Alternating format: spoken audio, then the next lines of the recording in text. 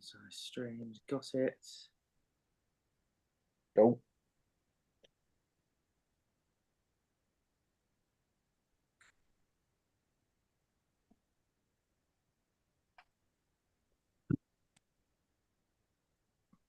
Right, that's being live streamed.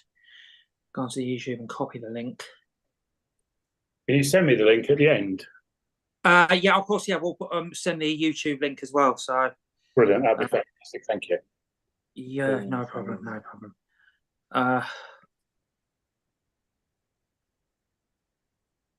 Is that bright enough, or do you want more light on it? My end. Oh no. Yeah, that's no. It's fine. It's fine. Yeah. Oh, my light looks like it's orange. I don't know why. And I thought the border lights on at once. Yeah, yeah. Not any. No. Oh dear. Right. Oh. How you been, Stephen? Have everything been all right? It's been a bit hectic, but it's been really enjoyable. Yeah, we'll talk about why it's been hectic in a minute. See, you had a good win last night. Yeah, played well. Well, I think Woodford would have perhaps a different view. They weren't happy, or their supporters, I should say, weren't happy with the referee. Sent one of their players off, and then sent another one off in the 97th minute. But it was more or less done by then, obviously. But we played well. Take nothing away from our guys. We played really, really well because we're coming off the back of we've had some bad form, and then we've I think it's 3 league games in a row we've had now. So an FA Vars on Saturday, which is always exciting. Yeah. Always get the suit out the wardrobe just in case. Yeah, I know. Yeah. Vars is a good competition. We love the Vars, don't we? Yeah. Yes. Well, you got more chance of having a crack at it when you're in step 4. If you're step 5, you're like top of the pile, aren't you? Once you go up, you've got no chance really. You're right at the bottom of it, aren't you? Because you've got the old. You've got no chance. You got the National League teams. Well, the National League teams, a lot of them don't take it seriously, and so unless they get a long way, then they start taking it seriously. Yeah, because they're more bothered about the National League. Unfortunately, exactly. Bit like the Championship clubs with the Premier League. Well, yeah. I don't know if you guys follow a specific club. Good evening, over to Adam for the Grassroots Football Show. Yes, good evening, everyone, and welcome to the Grassroots Football Show here on East London Radio. It is Thursday, the 9th of November, and we are back on the air after a few weeks away due to a reason or another. But thank you so much for being here. There's been a lot going on, but yeah, we will be here to discuss it this evening. Thanks very much for the introduction there to Ian, the button pusher, not button. Yeah. You gone northern or what? Yeah, I was going to say, have I turned northern all of a sudden? That's not what I heard. Ian, the button pusher. How you been, Ian? Yeah, I'm fine. I'm eating chocolate here like you do. Yeah, good. Good to hear. All's good. All's good, yes. Joining me as co-host this evening he's looking fresh-faced as ever and always looking happy, even though his team isn't doing too well, but one of them is. But yeah, so welcome to Mr. Peter Dudley. Who's that?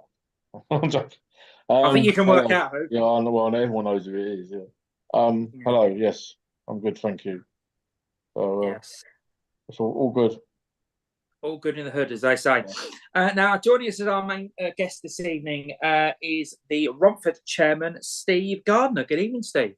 Good evening, guys. How are you? All good, thank you. Yeah. Yeah. All good. Steve.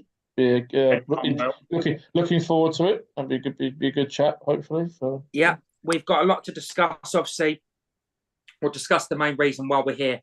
Obviously, talking to Steve in just a moment, because you may have seen some news regarding Romford FC floating around the social media world and press in the last couple of weeks, and it's good news for the club. But we're here to discuss all that with Steve in the show tonight. Also, we've got to have a chance to look back at the week's action, including Romford's win over Woodford last night, which you could say has blown the ESL title race wide open. It's narrowed the gap at the top now, isn't it? So there's going to be an interesting discussion there. Also, going to be talking about the FA Vars at the weekend, and obviously we always do this on this show at this time of year. We'd like to discuss the non-leagues sides in the FA Cup, and there have been some absolutely brilliant stories, Pete, in the FA Cup in recent days, and they're like such as Cray Valley, isn't there? So it's been a very it's been a lot of surprises and a lot of good performances on non-league sides, which is always good to see against the bigger boys. So yes, we'll be discussing obviously all the non-league shocks in the FA, or one of the non-league versus big shocks in the FA Cup. So so there's one we may not discuss. I think Pete can probably work that out. But let's not go there. But we got a lot to discuss this evening. So what we're going to do, how Steve, I'll start with you. How would you like to? Should we start with looking over the results, or look back at the action last week, or would you like to go straight in about? Don't mind. You tell me where you want to start, and I'll talk about it. Okay. Tell you what, we'll get Steve. Are you a big fan of the FA Cup? I am, especially for non-league teams. I don't quite get this where the Premier League clubs don't like it. It's still a fantastic competition for clubs at the lower end of the scale, sort of from steps 1, but certainly for steps 2 to 6, it can be your lifeline for the season. You get the opportunity to showcase the talent that you've got in your club against other opposition, often better opposition, chance to play in front of a big crowd. We didn't do so well this year, but last year we ended up going out to Chelsea City at home in front of nearly 400 fans, and it's just a great day. And the money that it generates for some clubs, that can be the difference between sort of surviving the rest of the season and potentially not surviving the rest of the season. So I think it's a very, very important competition. I think it's a shame that clubs at the top level seem to devalue it, and I've even seen sort of recently sort of clubs putting out weakened teams in the Europa League and what have you, and I don't quite understand that, because surely the whole idea of any club really is you want to win things, don't you? So if you've got an opportunity to win something, I don't understand why people wouldn't put out their best side. But certainly for non-league teams, who really aren't going to meet those big guys, sort of your hope is that you get sort of through enough rounds. And for Romford, you meet someone like Chelmsford, who we were rivals with in the 60s, or you get someone perhaps like a Dartford or a side that has fantastic crowd and what have you, and I think it's a fantastic competition. And I'll tell you something. I remember speaking to Magic a few years ago, and he was saying one of his important goals in a season was getting a good FA Cup run, because wherever you were ground sharing, he said if you get a good couple of wins in that pays your rent for the year. So it was really important to him for the likes of yourselves and Colin and the rest of your committee to get that rent money in for wherever you are. So you are correct. It shows how much it can help fund your club for a year or further. But for players as well, I think it's really, really important. A lot of non-league clubs, there will be players and potentially listening to this that believe that they should be playing at higher levels, but for whatever reason they might only be playing at step 6, step 5 or step 4. Well, the FA Cup gives them that opportunity to play on a bigger stage against better sides, and each year there's 2 or 3 non-league players that get snapped up and get elevated up the leagues purely because of good FA Cup performances. It only takes one great goal, doesn't it, or one sort of fantastic result. I'm sure everyone's looking at the Cray Valley players and what have you, and their performances, and it can be a stepping stone for players to move up and kickstart their career. It's ironic. That is, I'll be honest with you, Steve, that is where we're going to start actually with Cray Valley. They started in August in the preliminary round against Lordswood, and that went to a replay. And then on Sunday, the Valley went up the road to the Valley and got a 1-1 draw against League One giants Charlton, ex-Premier League club with a lot of history. And I watched that game, or a lot of that game, and I tell you what, fair play to Cray Valley. I know Charlton fans will say different, but Cray Valley fought to the end. They really, really, really battled. And Steve McKim said before the game that he was a bit worried that fitness might come into it because, Pete, as we've seen before with these league versus non-league sides, fitness towards the end can come into it. But they held firm. And what an incredible result for them, not only to hold Charlton, but take them back. And both ties will be on the telly, so extra more for their club. Pete? Yeah, no, I mean, it did. I mean, Charlton made 11 changes, didn't they? I mean, there's still 11 good. It's a good team they put out. Obviously, the team has got a lot of experience, but you run the risk of not having too much cohesion if you make all those changes. But when they went ahead after 8 minutes, you did sort of worry for Cray a little bit because you thought, oh, maybe this is going to be a 3 or 4-0 or 5-0 or something. But to be fair, I mean, Cray dug in. They didn't do too much in the first half, but they dug in and made it difficult. And then the second half, and they couldn't have had a better start, could they? They scored that equaliser, and then for a time they were probably the better team. But then obviously Charlton's fitness came into it a little bit. Obviously they're a professional team, and Cray aren't. And there was 5 leagues between them, so it's going to be a tough one. But Cray actually they got a second win towards the end. And even with 10 minutes of stoppage time added on, they weren't. I mean, they didn't concede too many good chances to Charlton at the end. You thought Charlton would really put the hammer down and really cause a lot of problems. But it was actually Cray who had a couple of chances as well. So, I thought Sonny Black, their number 8, was outstanding. He got man of the match off the BBC, which was deserved because I thought he was excellent for them. Obviously, they had the story of Kevin Lisby's son playing for him, Tyrell Lisby, who unfortunately actually went off in the second half injured, but he was the guy. He was the one. He was the creator for the goal. So almost the next best thing because not scoring at the Valley, but it was a proud moment for the family, no doubt. And yeah, great result for Cray, and they get the reward of another, as you say, a TV tie, and they're going to be playing in front of 1,500 in Elton because the capacity for the second leg, well, it technically is, but the replay is set at 1,500 because I just saw it, and that's going to be some atmosphere and some night in Elton, that's for sure. So see what they can do. I think Charlton will probably play closer to first choice team. Someone said that to me the other day. Yeah, second time round. I wonder when these big clubs, when they make these changes and the manager sort of says, right, okay, we're going to rest 7, 8, 9 players. I wonder if those players are actually like, yeah, great, I don't fancy playing against a step 4, 5, 6 side. Or if you as a striker, say, for example, you're on a good run of form, if you're you've played 4 games and you've scored in 4 games, surely I would have thought you'd probably want to carry that on against whoever you were playing. Yeah, well, Alfie May, their forward?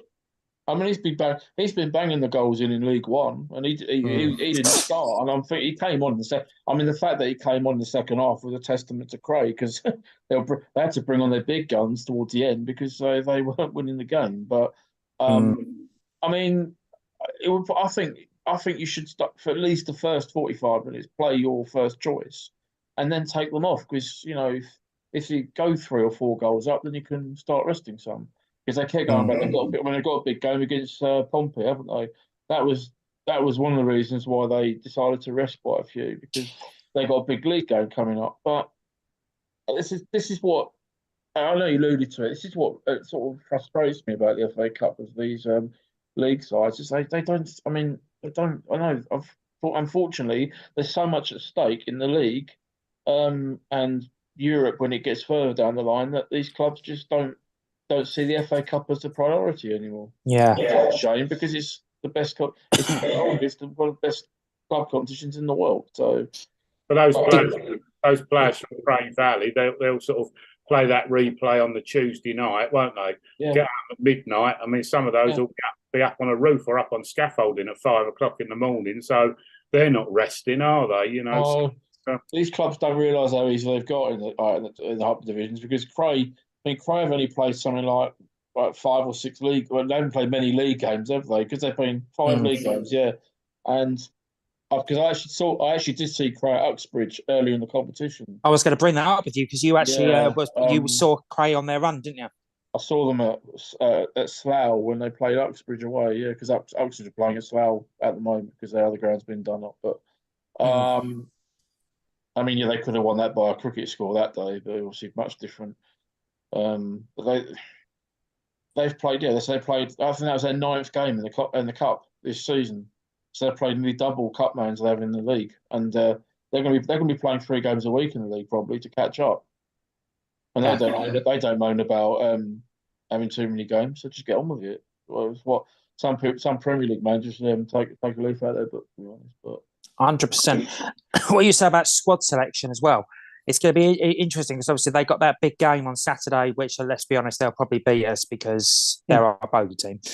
But it's because obviously they made 11 changes. We more or less put a full team out, and then we've come up with 2 bad injuries to Paul and Andrew. So, yeah, but we'll come on. I'll reluctantly come on to that game a bit later.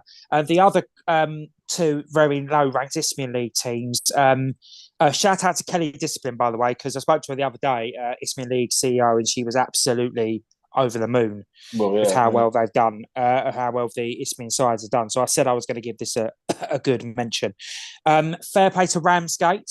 They beat a good Woking side who are doing okay and steadily in the National League, Pete, by 2 goals to 1. So, fantastic result for them, and into the second round for the first time in the history. And that's 2 sides from the same Isthmian League division, the South East Division, into the second round of the FA Cup. It's absolutely bonkers. But it just shows you what can be achieved. I mean, on any given day, you could be playing against anybody, even if they are 2 or 3 leagues higher. And if you put in a performance and they don't treat the game with the respect they should, or they underestimate the opponents, this is where you get the result. This is where you get the shocks come in. So that's the beauty of the competition. That's what every year we say. This is the beauty of the FA Cup, because in no other competition would you get teams from Form 5 Step 4 in the FA Cup, in the non-league, playing teams who are professional and 5 or 6 leagues above them, and giving them a game. So I think it's obviously Ramsgate, Woking was an all non-league tie, but Woking have got a lot of history and a lot of prestige, haven't they? That was a great result, because and Woking may well be full time. Half that league is, so it's technically they are playing a lot of those teams in the National League are full time and are pretty much at the level of League 2. So it's a great result and more history for the club, which is always a good thing as well. So mid-table Woking are at the moment, and only 5 points off the playoffs in the National League. So Steve, that's a fantastic result for Ramsgate. Definitely, and I think it's good as well when you say about Kelly and the Isthmian League. I mean, it's not just fans of those clubs that want them to do well, but it should be fans of all clubs in that league and that division. It's good because people suddenly, it gets the name of the league known, and it also raises the prestige. I mean, you guys will know as well, but we've all got friends that only watch Premier League football, or only watch Sky and Match of the Day, and they can't differentiate between anything outside the Championship and park football. And yet some of the football that you go and see at non-league level at Step 4 or 5, you get to see some skillful players, you get to see some great football. I mean, let's be honest, you also get to see some rotten football as well. But, I've seen some dogs with fleas in the Premier League as well. You get some rotten football higher up. So, yeah, exactly. Oh, God, yeah. God, you definitely do. The other Isthmian League side that were in action, we'll obviously stay with that particular league. Horsham went to League One giants Barnsley, all the way up there on a Friday night with, I'm not sure how many players they could have got up there, but obviously that being moved to Friday night was a disgrace, but still, and still they went up there. They didn't let that bother them, and they scored 3 at Oakwell, which not a lot of many sides will do this year, and managed to get a draw up there. Yes, Barnsley were the main changes, but whatever side Barnsley have got out, they would have been strong. So Horsham deserve the point, and their reward is another televised replay next week for them. So Steve, we'll come to you this time. Horsham have got history in this competition, but for them to, considering the circumstance around it, swap into a Friday night, you're all, as you say, players who are working on scaffolds at whatever time in the morning, and having to take a couple of days' work, fans doing the same. To go out there against a league club and get a result like that is unbelievable. Yeah, I think it's really good. I think sometimes in the, and hopefully not, but sometimes I think in these big competitions at all levels, is that if you're an underdog by a long way, then you often only get one bite of the cherry, don't you? You often see these games where, a non-league team keeps a much higher team, sort of, it's a drawer, and then it goes back to the replay, and then it sort of ends up being 3 or 4-0. But those players and supporters will be up for it, and it's your cup final, isn't it? I mean, Romford have never got that far, but I'm pretty sure that if we had players that came out of work at 3-4 o'clock and then had to go and play a game, they'd give everything that they've got, because that's what they're doing it for. A lot, although there is money, of course, but most of these guys are doing it for the love of the game. And also, when you've got a big game like that, I'm sure that Horsham and some of these other clubs like Ramsgate, they'll have prepared properly. People may have taken half a day off work or a day off work, and you set up properly. You get your group together. You perhaps go out for a walk or do some light training. So because those games are usually a one-off once a season, or maybe only once every 3 or 4 seasons, you do try and prepare as sort of, as professionally as you can, because these guys that are doing it full-time and doing it professionally, again, have got the upper hand on you, which makes some of these results and achievements all the more impressive, because they're up against people that are doing this full-time. 100%. And obviously, like you said, some of these underdogs, like you say, have got one bite of the cherry, especially like I said, the distance between the clubs. I mean, classic example the other year, Kidderminster playing West Ham. Kidderminster were leading until the 90.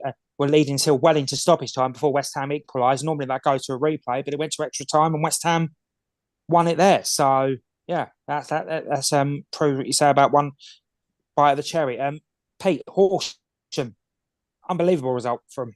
Yeah, the funny thing is, had I done an FA Cup run this season, that's the game I'd have been at. Because I started at Chalfont against Wallingford and Crowmarsh, or whatever the names are. And that ran into Horsham knocking Marlow out eventually, and then so it would I mean, it was great. I mean, the Friday night in South Yorkshire was probably a bit of a logistical nightmare for them, but it was on when it wasn't even on TV, was it? So but they took 563, I think, Horsham to that. So that's an amazing effort.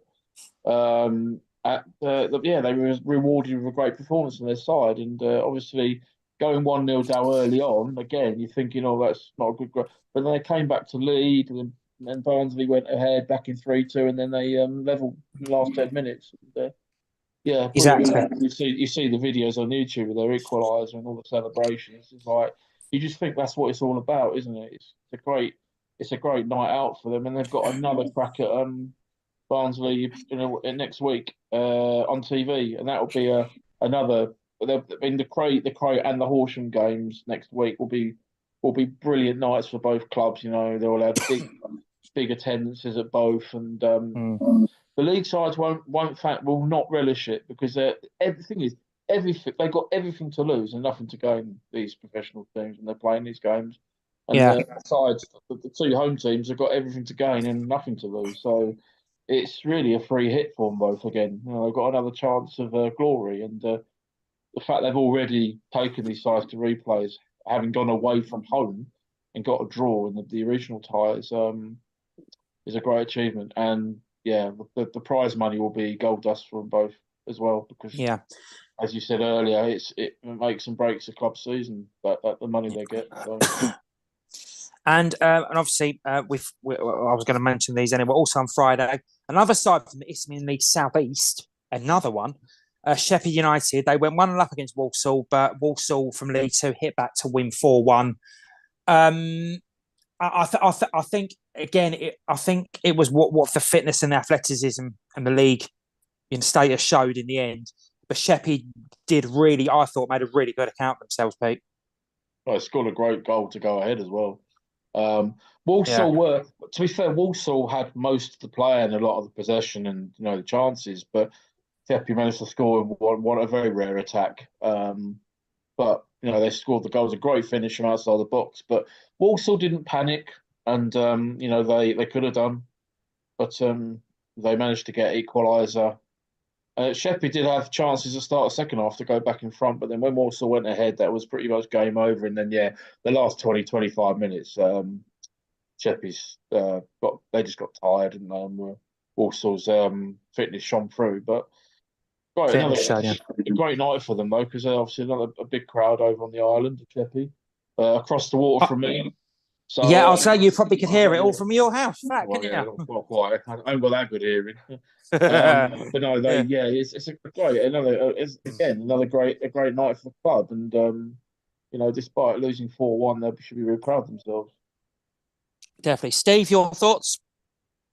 Yeah, again, I'm sure it'd be no comfort to them, but if it was me, if someone said to me, "You're going to meet at a League Two side and you're going to lose 4-1," I'd say, well, can we at least go 1-0 up then? Yeah, because at 1-0 up, you always want to score. Yeah, cool. You're the underdog and you've got a lot of supporters there.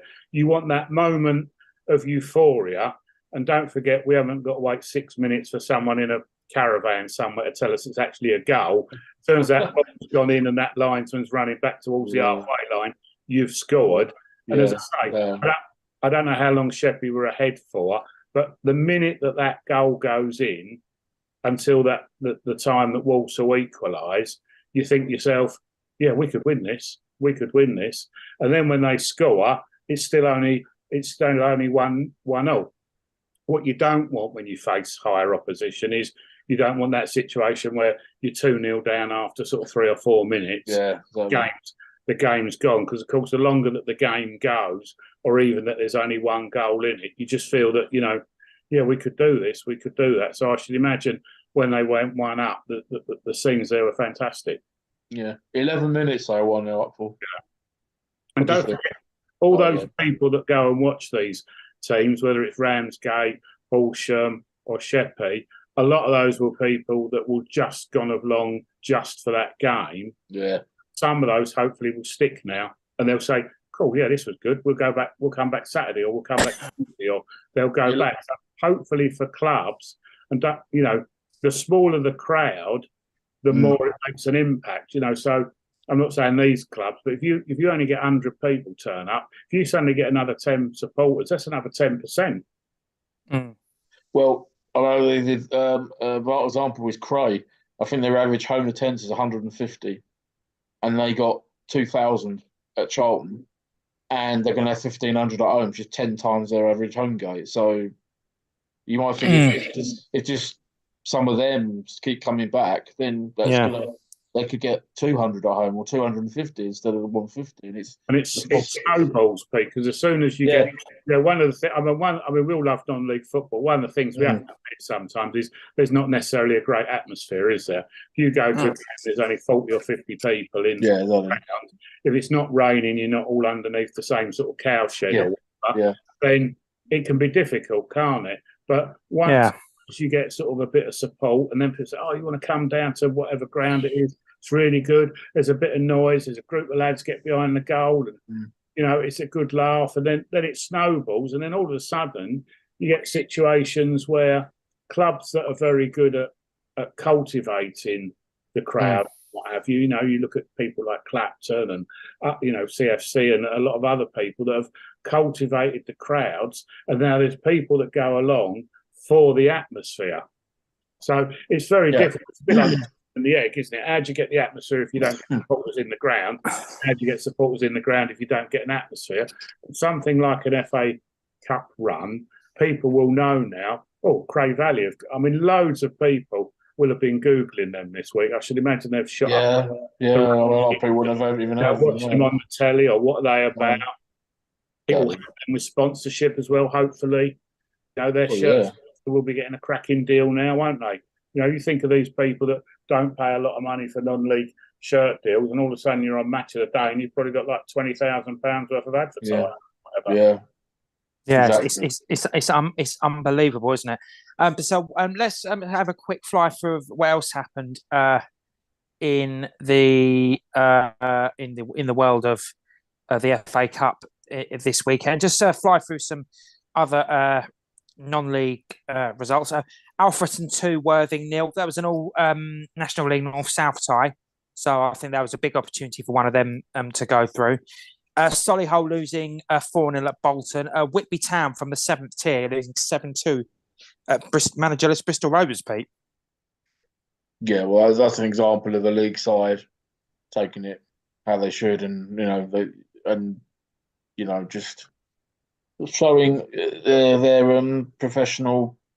Well, there was a professional performance, and the thing is, this can happen as well as with the other side of the foot. You could have shocks, but you can also have one-sided games, unfortunately. But Whitby had a good day out, no doubt, and learned a lot from it, because you can learn a lot from these players who play like on the train every day and the professional, and the way they prepare for games, and how they warm up. So you can learn a lot from it, just from I'm sure they would have learned a great deal, but had a good day out, and again, to get as far as they did in the FA Cup, they should be proud of that. So 100%. Obviously, like Steve was saying about try and always score. Like they scored 2. You could see, regardless of whether they were 3 or 6 down, you could see how much that meant to them. So scored a good one as well. They did.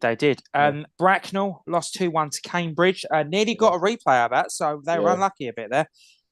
Chesham 0, Maidstone United 2. Chester and York, they drew 0-0. They'll have a replay. You've got Curzon, Ashton and Barnet. Barnet winning that by 1-0. Eastleigh 5, Boreham Wood 1. Hereford 0, Gillingham 2. Hereford, obviously, they're famous for cup exploits, aren't they? So, Marine, the famous Marine, who got to the third round a couple of years ago, and playing Spurs, but they lost on this occasion 5-1 to Harrogate at their ground. Oldham, still can't believe you're calling them a non-league side. Lost 2-0 at Newport. Maidenhead lost 2-0 in the Thames Valley derby against Oxford. 2 sides who I will say, I'll bring these 2 up at the end. You've got Worksop, who lost 5-1 at Stockport. Fylde lost 2-1 at Sutton. And Bromley lost 2-0 at Blackpool. And there's 3 games from Saturday I'm going to come to you guys for in a minute. On Sunday, Slough 1, Grimsby 1. Good goal that from the Slough player manager to equalise. Had a good time to play Grimsby, I think, as well, considering they've just lost their manager. So Slough will be up for the replay, I reckon. Kidderminster, I think they switched off at the wrong times, I think, and they lost to Fleetwood by 2-1. And the other shock on Sunday was at oh God, do I have to mention this?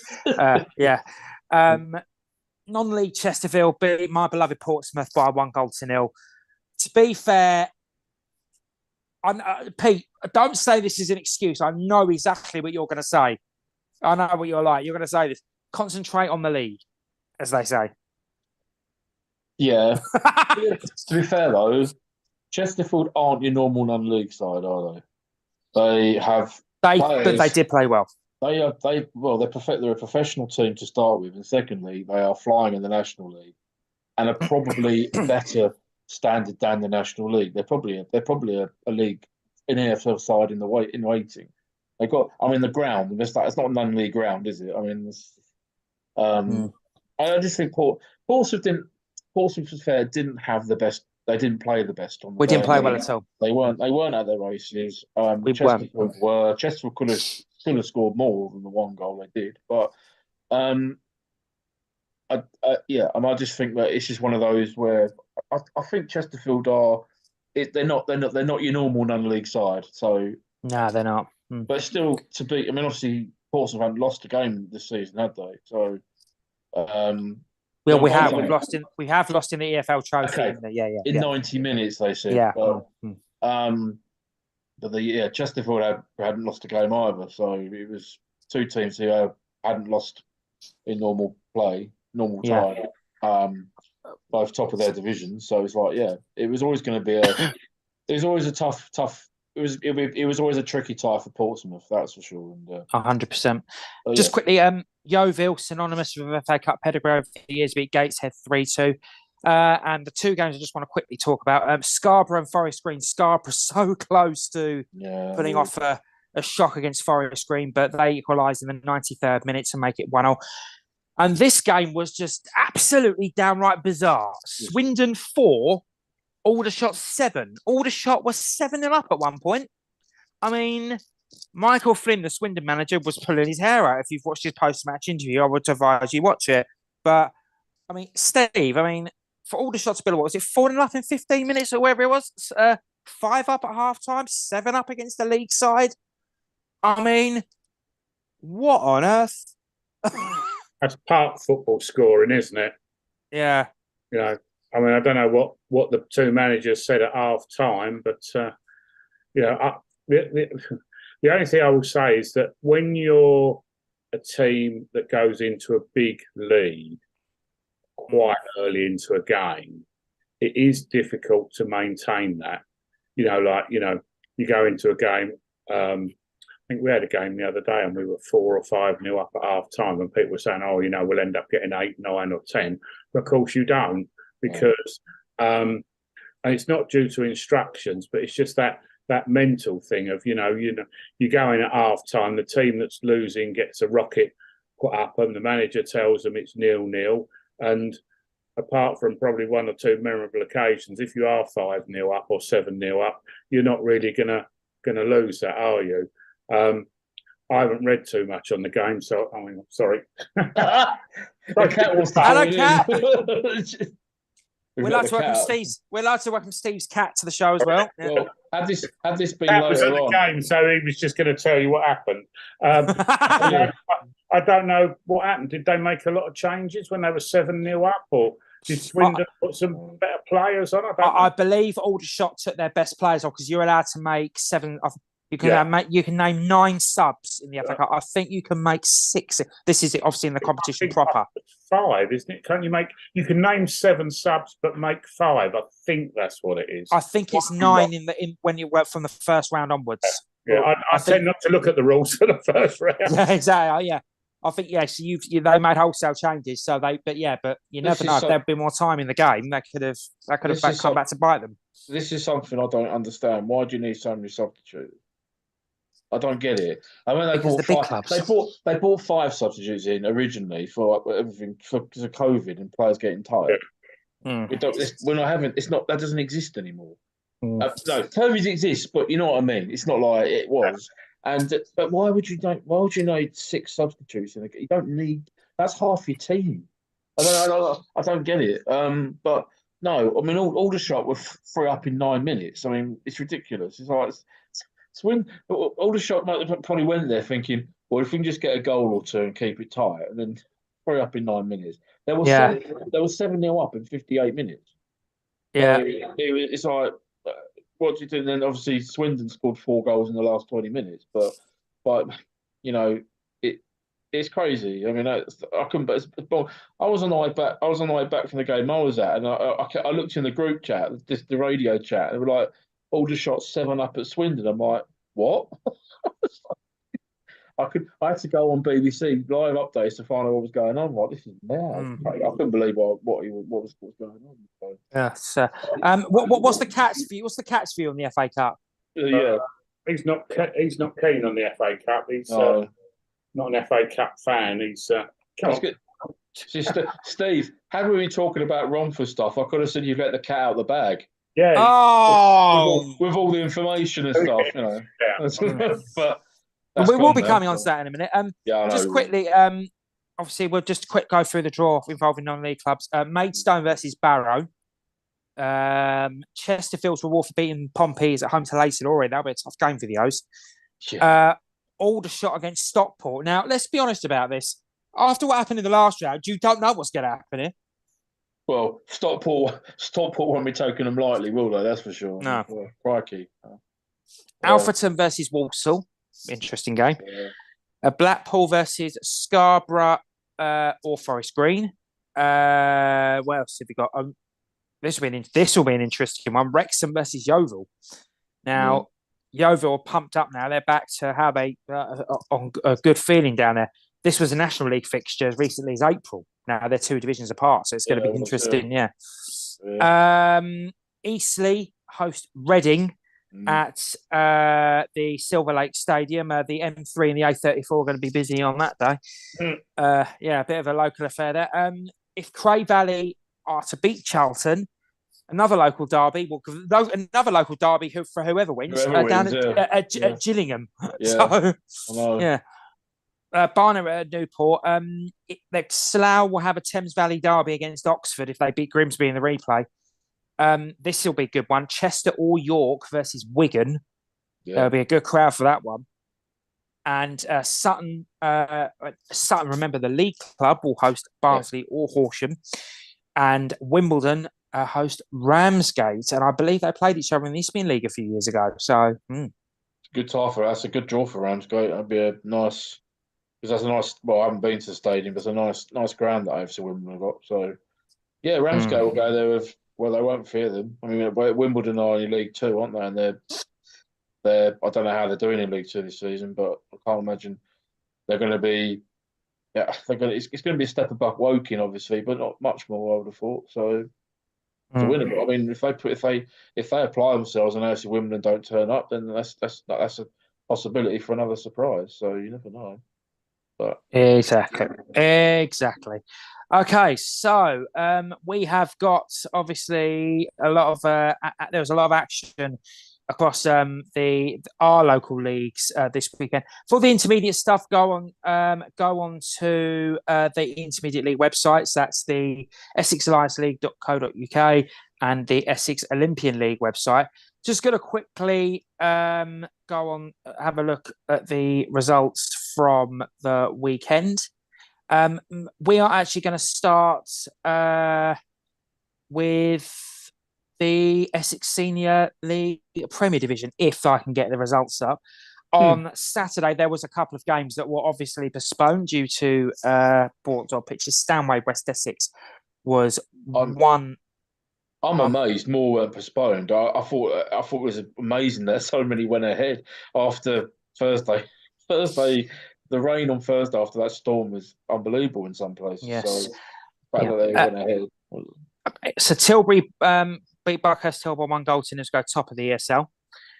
Frenford 2, Takeley 3, Great Wakery 0, Little Oakley 3. And in their first game at Rookery Hill, but we'll come on to obviously all the details later, Romford beat Ilford by 2 goals to 1 and Saffron Walden 2, Barking 2.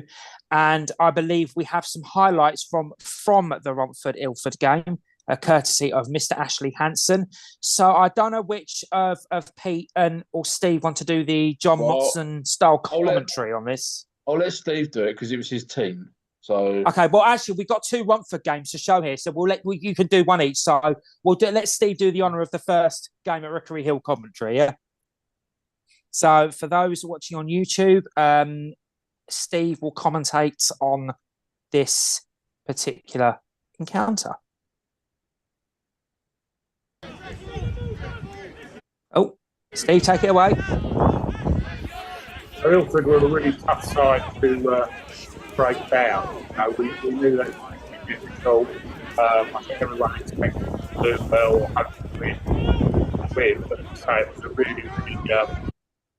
really difficult.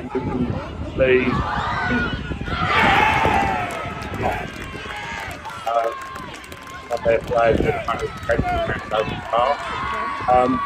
We were 1-0 up, hopefully get the second goal. In fairness, Ilford came back, if I remember correctly, very, very very, very sort of,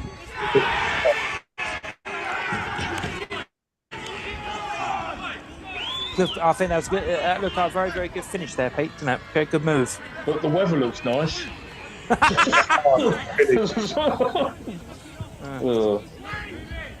really coming down. We were a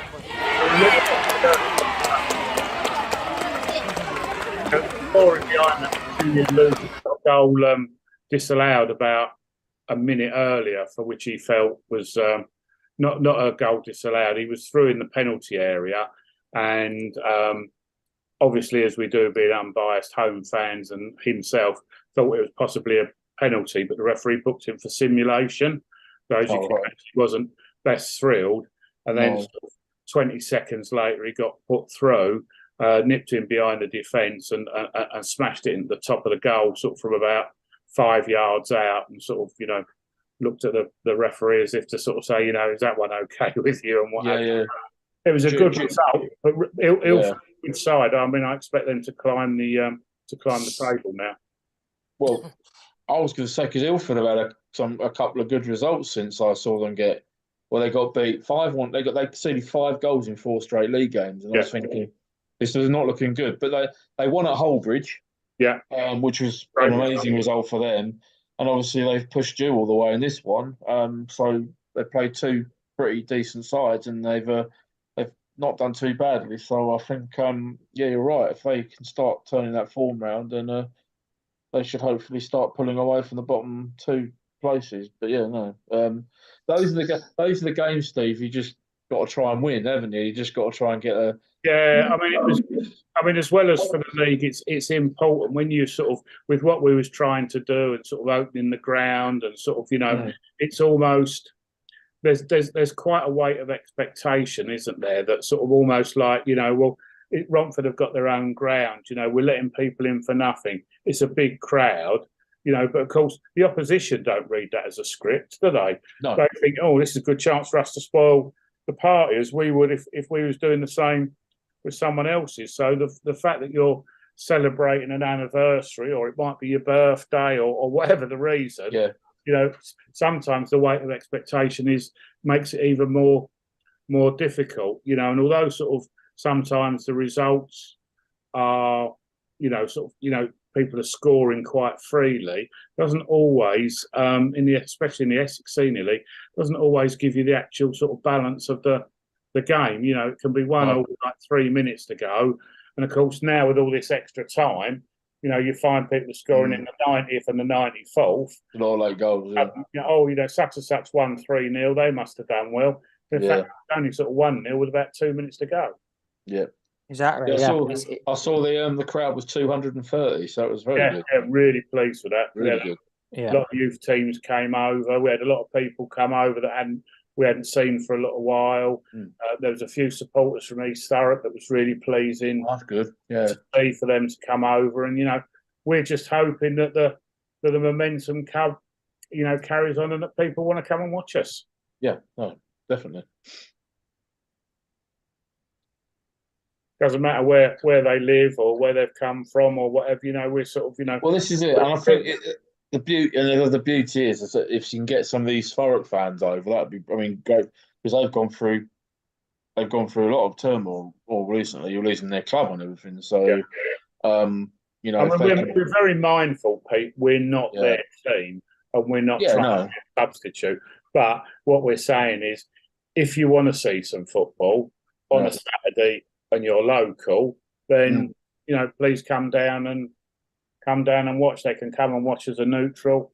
They can stand behind the goal and cheer the opposition as they. You don't have to suddenly become a Romford supporter, but if someone wants to see sort of some local football and they used to walk down the road and watch East Thurrock, then they're very welcome to come and watch. No, that's good. That's really good. I understand it might be difficult as well. If that's your club and that was your team, to sort of go along and sort of see different signs and badges. It's still very raw, isn't it? So and we accept that, but sort of we hope people will understand the circumstances of how we ended up being there and what have you, and that obviously we haven't pushed anyone out or No. anything. You know, we were just first off the starting blocks to see the advert from the estate agent that it was up for lease. Well, You know. we'll obviously talk about that after we show the results and had a quick Yeah. break. So obviously, we'll go midweek. Steve, you played Romford last night. We've got highlights of that as well. So Second goal certainly worth looking at. Yeah. Table clash. Let's share this. So Pete, commentate. Go for it. When he comes up. He's there. Oh, we Is go. he there? Yeah, it's here now. So yeah. So this is a big game, obviously at the top of the division. And this is Woodford, who are you can hear the Woodford fans in the background. And this goal came 5 minutes before half time. Good time to score. I think that was Morris who got that one. Morris, yeah. So that was 1-0 to Romford. Into the second half now, and Woodford obviously now trying to fight back because obviously they want to keep their lead at the top or try and get it, and they get an equaliser. So at this point, I guess the game's in the balance at this point. Yeah, they were ever so quick Woodford on the night. They're a fast team. Yeah, very quick team. So yeah, so which way would the game go? Well, we're about to find out, and in comes a corner, ball's headed out. Cycle back onto the wing, put into the box, and converted into the far corner. And that proves Newbury, yeah, Chris Newby, yeah. He's scored a fair few goals, so yeah. And that proved to be the winner, and a massive 3 points for you, Steve. When you watch that goal, you know, sort of the first time it was sort of like, oh, everyone had missed it. But when you watch it again, you know, it's quite a curl on that ball. But yeah, no, they were a tough side. But you know, when you look at the fixtures now, you know, our next game's against Athletic Newham, who I think are 9th. But we played them the other week in the Essex Senior Cup, and they beat us 5-0. Yeah. So that's not going to be easy, is it? You know. I think they really got it's.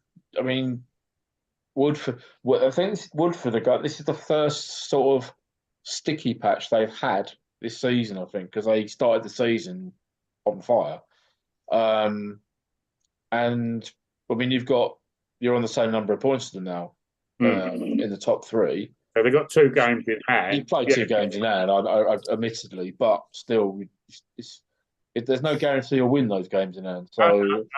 But I mean, I look at you. I mean, obviously, there's more to play for with the top 5 this season, getting a chance of promotion. Obviously, the first one goes up, but the next, and there's only I think Sporting in 5th have only 6 points more than 11th place Clacton. So it's just mad. It's going to be a very open league. I have said this quite a few times. Leading in this season, I don't think anyone's going to run away with it. No, I don't think anyone will. I think there'll be 3, 4, 5 teams, maybe 3 or 4, all battling for the title, perhaps. Maybe more than that. You know, it's good for the neutral to cover it. Obviously, when you're involved in it, it's nerve-wracking, but you're right in the mix. So you know, I'd expect the top 5 to change sort of at least once a month. There'll be someone come into it, someone will drop out. As you say, you know, someone like Clacton, you've only got to put 3 or 4 good results together. Yeah. You know, everyone's going to have a blip. Hopefully, we've had ours now. Tilbury had theirs at the beginning of the season, and is it something like 16 games now, or something incredible? Since I can't remember exactly what it is in all competitions, but they've shot straight up there. And yet, if you look at the league table from sort of 6-7 weeks ago, they were sort of mid-table. There were some of the Tilbury lot were moaning about the management style of play, and now look at them. What, winning? Yeah. Well, I mean, they had a slow start and they weren't happy with it. And I'm thinking, just give them time, give them a few games, and look what happened. And now look at the top of the division. So they're not moaning anymore. So funny that. just quickly down the third and under Division 1 South, Pete. Very quick in this division. The top 6, Dunmow, Clapton Community, Cannonwood, Harlow, Hutton and Benfleet. The top 6 there, all separated by 4 points. Yeah, it's absolutely crazy. incredible, isn't it? Benfleet won 6-0 at Dunmow. And I can't for the life of me think what happened there. That was an unbelievable result. But yeah, it's a very tight. The top 6 is extremely tight. That's for sure. And the entire bottom half, and Hackney, Wick, and Barkingside in the top half, all separated by about 6 points. It's a crazy division. This, I mean, I didn't realise Southampton was so high up. They're in 9th position. I couldn't believe that. They were down in the bottom 3 or 4 not that long ago. But it's you win a couple of games, like Steve said with the senior league. You win a couple of games and you shoot up about 10 positions. Definitely. I just want to mention Southampton to you, Pete. Gary Monty has left the club this week. Now, from what we understand, it was from what he said, he's been very complimentary about the ownership at Manor, because obviously people have been critical of Jerry and that in the past, and a lot of people have. But he said he's left the club on good terms. He's had another opportunity, so he wants to go and explore that. So fair play to him for being honest about it. They've appointed former White Ensign assistant Nick Wybrow, or is it Nick Wybrow? Yeah, as their new manager. Your local club, what are your thoughts on that change? Oh, it's a great opportunity for Nick, that's for sure. And he does know quite a few players in the local area, so no doubt. I just hope they don't have another recycle of players, because it's been happening too much for that club over the last 2 years, which is why they find themselves where they are now. But I hope he's given time, and I hope he gets a side playing well, because I mean they're not in a bad position considering the season they've had. You know, the fact they're only 10 points off the playoffs is unbelievable. But then again, half the league is so. You know, if they can get a good start and get a good run of form, then they could make us what's been an average season so far into a really good one. But yeah, I'm pleased for Nick. He's got the opportunity, so let's see what he can do. Yeah, I would 100% agree with that. Right, it's nearly 8 o'clock. We're going to take a break, and then we're going to be spending the rest of the programme talking about Romford's move to Rookery Hill. So stay with us, viewers and listeners. We're back in a couple of minutes. Ian. Yeah, you caught him out. Don't tell me he's gone again. No. You don't always hear it, do you? So. Okay. Now we do hear it. We're back. I'll be back in a second. I'll leave you two to have a chat. Okay. Here we are. We're live on YouTube still, so just to warn you, in case you say anything. You'd have to do your Davina Big Brother thing, wouldn't you? Please do not swear. Yeah, I know exactly. Yeah. But good so far. Yeah, we'll get onto the nitty gritty of your move to Rookery Hill and stuff now. But we'll save that for when the show comes back. But yeah, so what time do you normally do? Do you normally do an hour and a half or 2 hours? We normally do. We have done 2. We normally do up to about 9, 9:30. It sort of varies between that. So another hour and a bit, I would say. So plenty of time. to talk about it, but no, it's actually, but it's not.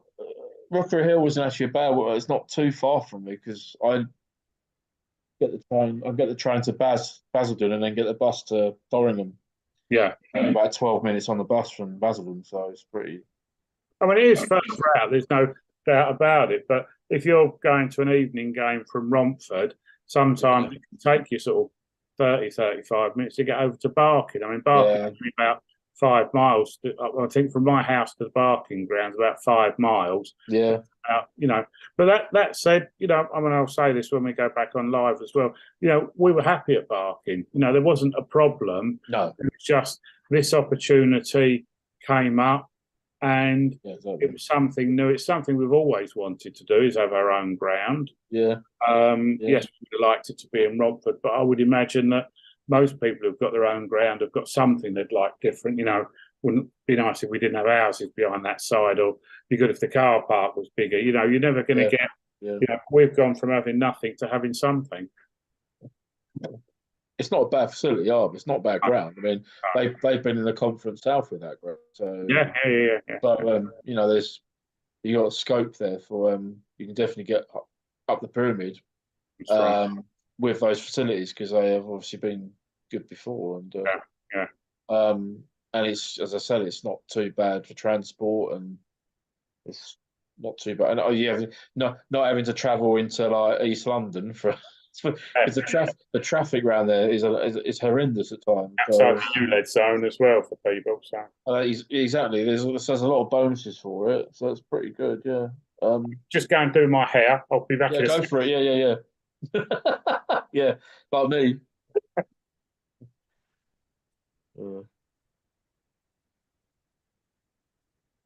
Well, for people listening watching on YouTube, you're just stuck with me now while everyone's gone.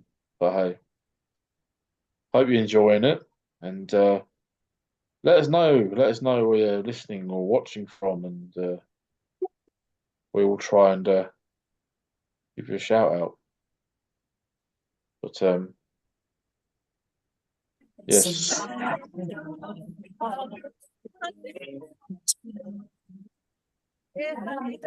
Are we back on? You're back on. Off you go. Oh, I apologise for that. I just had to take a call from the Walthamstow Sherman. Yeah, when you're a football secretary, you have to unfortunately sort a few things out. Especially when you've got a game in 4 hours. Name dropper. Gosh. Okay.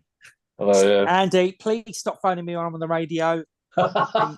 He's clearly not listening, Ad. What's he playing? Yeah, at? exactly. Yeah.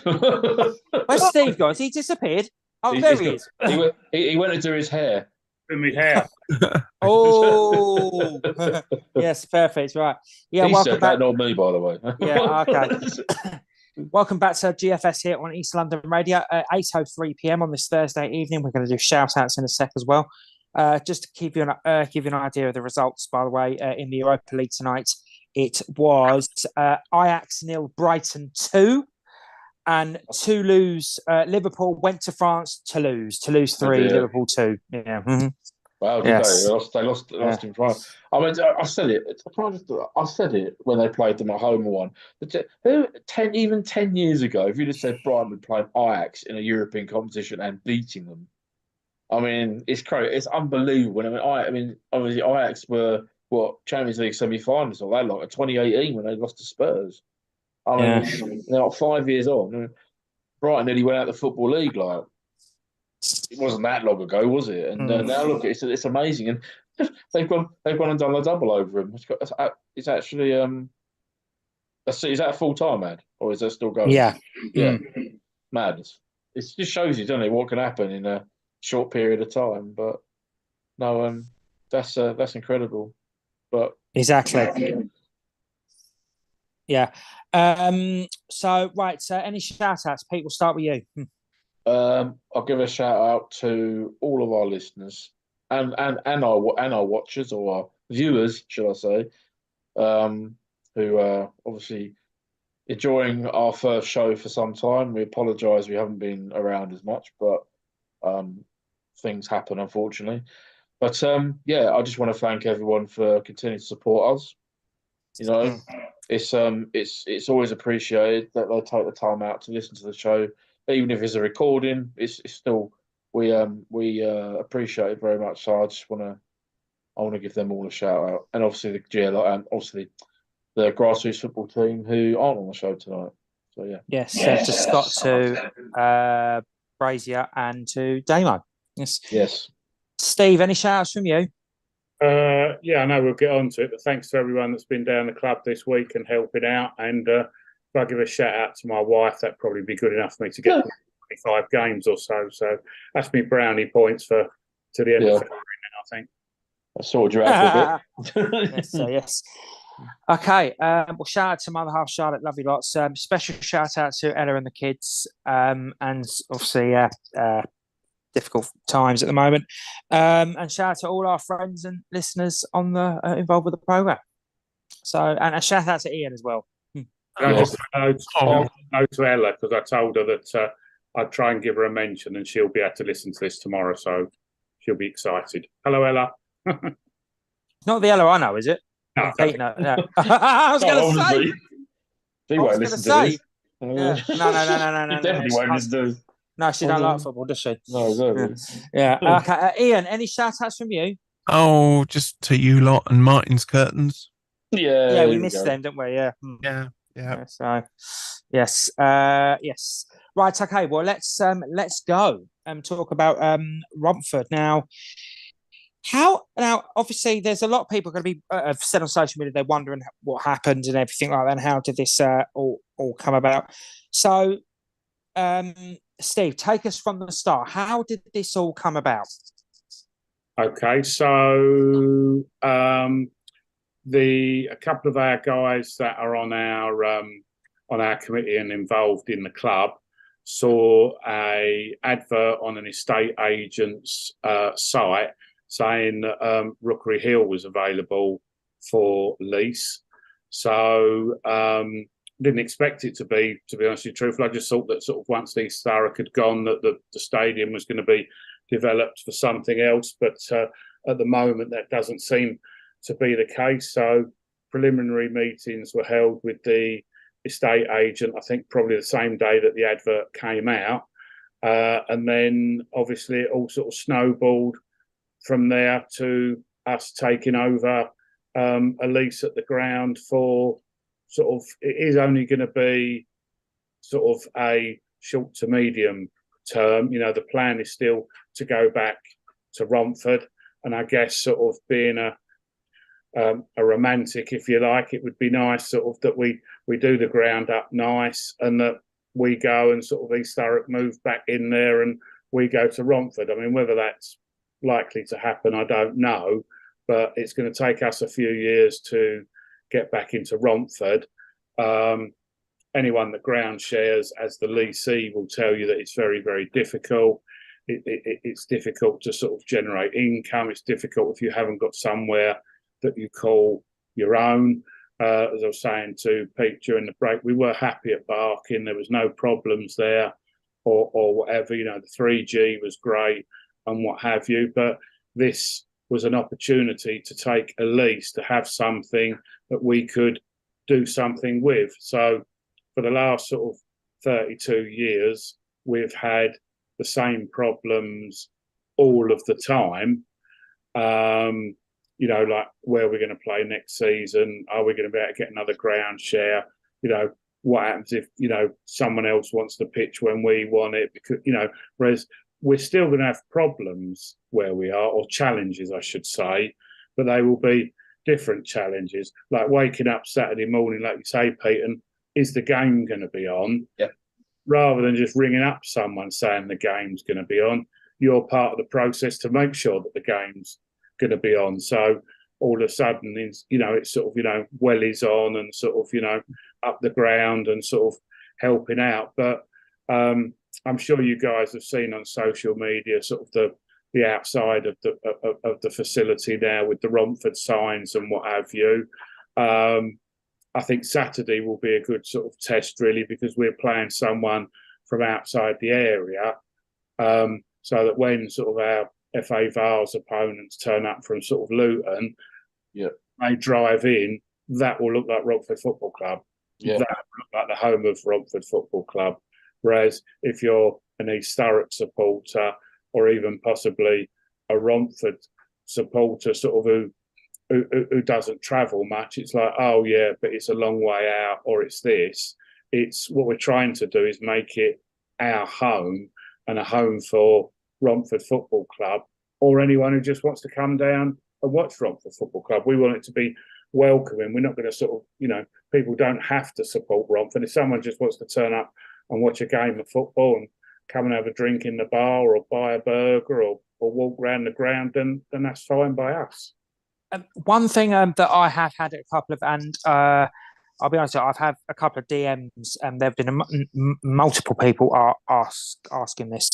They want to know, although, they understand basically what you've said, why East Thurrock? Why pick a location that is 18 to 20 miles from Romford. And I'll be honest with you, on a geographical sense, Pete's Flat is closer to East Thurrock's ground than it is to Romford itself.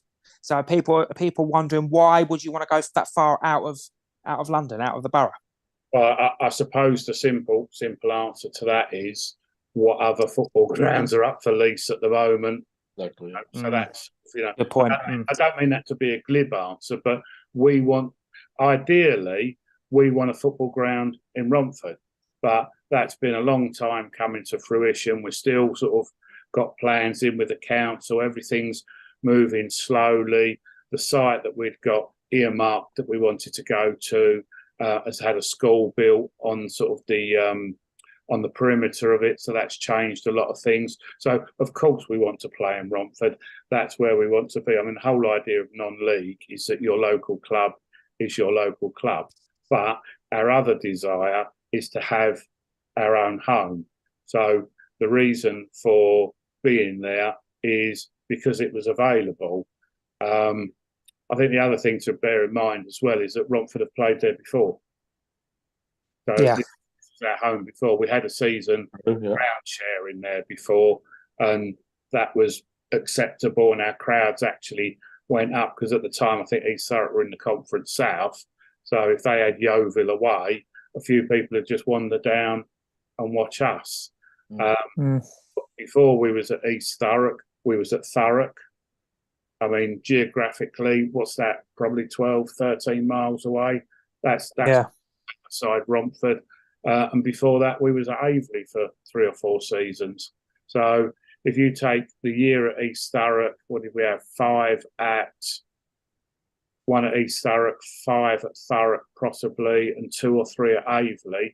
So if you look sort of before we moved to Barking, 11 of our years were well out of Havering. But the simple answer, Adam, is because it was available.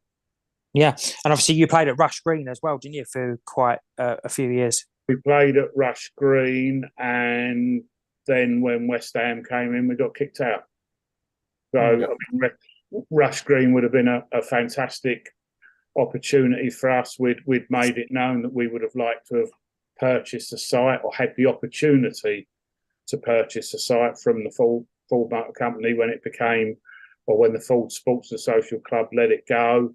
And we were, there were some discussions with people in Ford that we would perhaps get an opportunity to bid for it.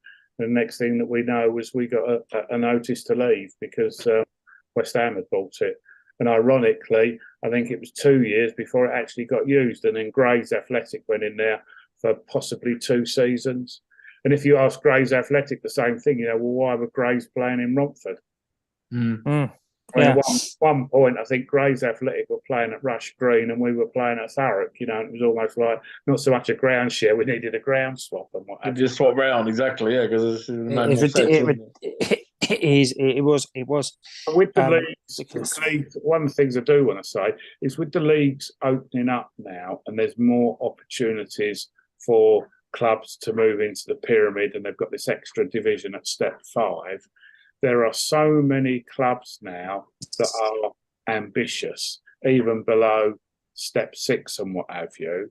And the reality is there's more clubs than there are grounds, aren't there? There's lots more. Yeah. Even now you've seen, you look at Hashtag, they're a relatively new team, but they haven't got their own stadium at the moment because it's easier to start a football club than it is to suddenly find somewhere to build a stadium. I mean, as we all know, every bit of green land seems to be blocks of flats these, or certainly in the wrong.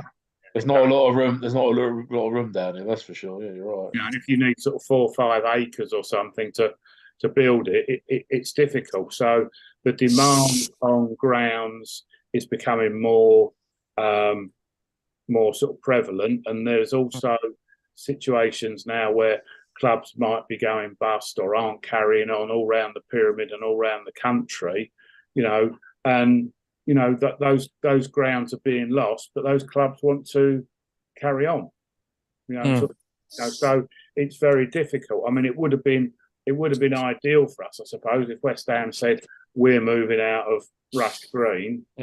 Would you like that? Or it might have been better if sort of Oh, I don't know. You know, there's not even anything really that local, is there? You know, because even if sort of, you know, if Barking had said, for example, do you know what, we're going to pack it all in now. You know, would you like our ground? We'll give it to you. You know, that's in Barking. That's not in Romford. You know, and it's. You know, I do agree. How far out do you go before it can be Romford? And I guess you'll have to invite me back on towards the end of the season. And if I say to you, well, actually, we're getting 15 people come on our games, then the answer is East Surrey is too far. But if our crowds are going up, you know, but the reality is when we played Athletic Newham in the Essex Senior Cup, we had 36 people there. Oh. So, you know, we had to do something to survive. You know, yeah. If you're asking me, is it a good idea? I think it is. Will it work? I hope it will. But of course, the acid test will be, you know, a month or two down the line. Saturday was good, yeah, over 230 people in the ground. And then other people say, yeah, but you let them in for nothing. But, you know, it's going to take a few weeks for people to get to know that we're there. I understand that for people that don't follow the club or know sort of, you know, we started Romford again in 1992 with no ground. And since then, if you include one-off grounds, because we've, you know, Sungate, when it was there, was shut down. I think Romford have played home games at like 17 different venues. Wow. Where did you, Steve, where did you start when you reformed? We ground shared with Hornchurch. Okay. Hornchurch weren't the faults that they were now. They were at the time, I think, a Deodora Division 3 side. Deodora. And we started. Pete loves that. He used to love I that. remember that sponsor. That was a night. Yeah, I think they were in Deodora Division 3, and we started off in the Essex Senior League. We were run by a group of people that had never run a football club before, so it was all new to us. And then we went from sort of there to Rush Green. Then from Rush Green, we went to Sungate, which was in Collier Road. Back to Rush Green again. And then after we'd done that, we went to a couple of other places and played games. But, you know, even a couple of years ago, you know, when the ground wasn't fit or whatever, if you're ground sharing, you know, if the other teams, you know, if for example, you know, you're ground sharing and the other team's got a game in the FA Cup and you've got a league game, then you've got to go and find somewhere else to play. I remember 2 years ago, I think we had a home game at VCD Athletic. Blimey. You know, we just need somewhere where we can put down roots and say, this is Romford Football Club, this is where we are, we're here for the next whatever it might be, 2, 3, 4 seasons or whatever. We know it's not going to be permanent, but it will give us the opportunity to run our own facility, which we've never done before. And it will give us an opportunity to generate money through income streams that we've never had before.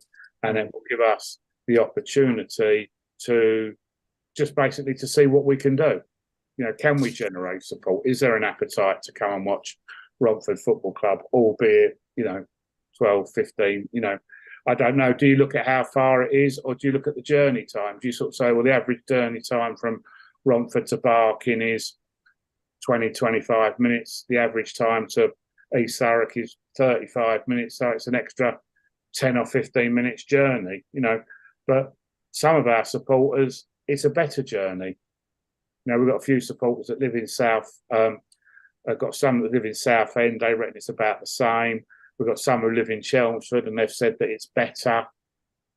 You know, for some of the players, it's better. For some of the players, it's worse. You know, but we'll have to see. But we feel it's something that we had to do. Obviously, time will tell. But whatever happens, it won't be due to lack of enthusiasm, hard work, or hours put in. And as you said when we were chatting on the break, it's not in the ULEZ zone either. No. I mean, that will be. I mean, I must admit, I'd never sort of living in the ULEZ zone. I'd never given it a thought. But I mean, I suppose, yeah, if you're sort of someone coming from Coggeshall, Clacton, or Saffron Walden, you know, that's a consideration. No one's mentioned it at any of the games. So I suspect all these clubs are paying their players sufficient that they're all driving around in new cars. But actually, that's not something that anyone's ever said to me that, you know, oh, blimey, you know, we've had to pay £12.50 to come here and play or whatever, or to come and watch. But it must affect some people, I guess. So you're lucky you live out of town then? Well, I don't live out of town. I'm just lucky enough that my car is sort of new enough that it's compliant. Yeah, that's fair enough. That's lucky. That's lucky. So a couple of other questions we've had here is obviously about you leaving Barking. Like, it must have been a bit of a surprise for them. Obviously, that you just. Yeah, I mean, obviously, it's all happened very, very quickly.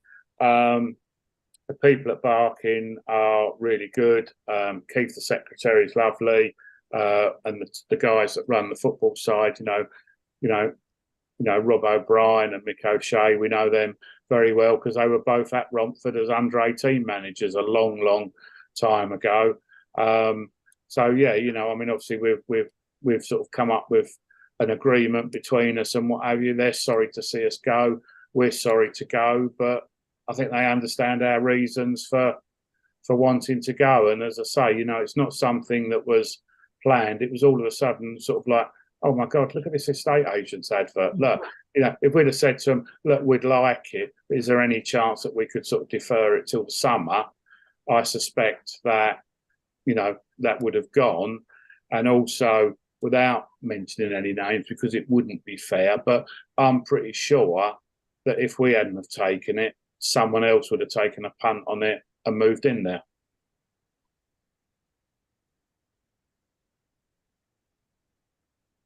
You're on mute, Ed. Silly me. I've got an idea, one or two teams that may have been interested and done that. So, but we won't know names because it would be unfair. But what I'm saying is, it's a good facility. You know, somebody who hasn't got a ground or might be ground sharing now, you know, might have said, you know, well, actually, you know, that's good. That would be good for me, or we'll give it a go, or whatever. So it was certainly sort of, you know, a case of probably whoever moved the soonest would have the opportunity to get in there, and we were just lucky enough that we saw it. Another question we have here is situation with Basildon Town. They obviously were playing there already. Are they staying with you? Have you had a chance to talk to them? I haven't had the chance to talk to them. I think some other people in the club have spoken to them. I'm not doing that side of things, but other people have spoken to them. There's been some discussions, and there was some sort of talk as to whether they wanted to stay or not stay or whatever. But if I'm honest, I haven't been privy to those discussions, so I don't know what's happening on the football side of things. Fair enough. Okay, Pete, you anything you want to ask? All I say is, this other, I'm assuming the other ground that have a school in the perimeter would be Westlands. Yeah. Is that somewhere you want to go to eventually? I know you touched on it earlier, but is that a plan in the future? Westlands would be. We've had planning permission on Westlands on 2 separate occasions, and the planning permission has been granted, but for various reasons we weren't able to secure the funding to do Westlands. So the planning permission ran out on those. So we've got some new investors, or some potential new investors, that have expressed an interest. So we've put some new plans in, but those plans have had to be redrawn because the new school that's in the new school is basically in front. Do you know Westlands? So for those that don't, Westlands is a playing field in Romford, just past the dog track. It's approximately 15 or 16 acres. It's got a changing room facility on site, and over the other side is, or alongside it, is a senior school, St Edward's, which is a senior school for sort of, I would guess about 900 children. And they've got very large car park, which comprises sort of 3 sort of tennis courts all in a row and a big car park. And a special needs school has been built on the footprint of that car park, but has also gone forward about another 10 foot onto Westlands. Hasn't impacted on any of the pitches, but obviously now overlaps where our previous plans were. So there's got to be some rejigging of where would we have our car parking. The council are keen that there wouldn't be any loss of facilities, so they don't want us to build a stadium and then find they lose 3 football pitches. But we've got a lot of teams over at Westlands anyway. We've got 3 places where we play at home games. I mean, obviously there might be the potential to move 1 or 2 teams or 1 or 2 games over to Rookery Hill, but we've got the complex at Noak Hill with the 3G that we use for games, and there's a pitch out the back there. And also we've got some of our youth teams playing at Westlands now as well. Okay. So, but Westlands would be the go-to. It's on the main road. It's on a bus route. There's not too many houses nearby where we think that it would be too much of an issue. And of course, it's in the middle of Romford. Yeah, as I say, it's right in the where you want to be, isn't it? The issue with the council, what the council have said to us and have always said to us is that they want to see all of the money before we start. Whereas ideally what we would have liked to have done is sort of put a fence around it, cut the porta cabins on it, perhaps play the reserves there, generate a little bit of money with a T-bar and build it up step by step. Yeah. But they don't. They want to see all of the money in place. So if you're talking somewhere between 2 or 3 million, that's a lot of money to secure, especially at the moment. So in some respects, getting the planning permission has always been the easy part of it. It's been getting the finances together, but that's still the plan. Yeah.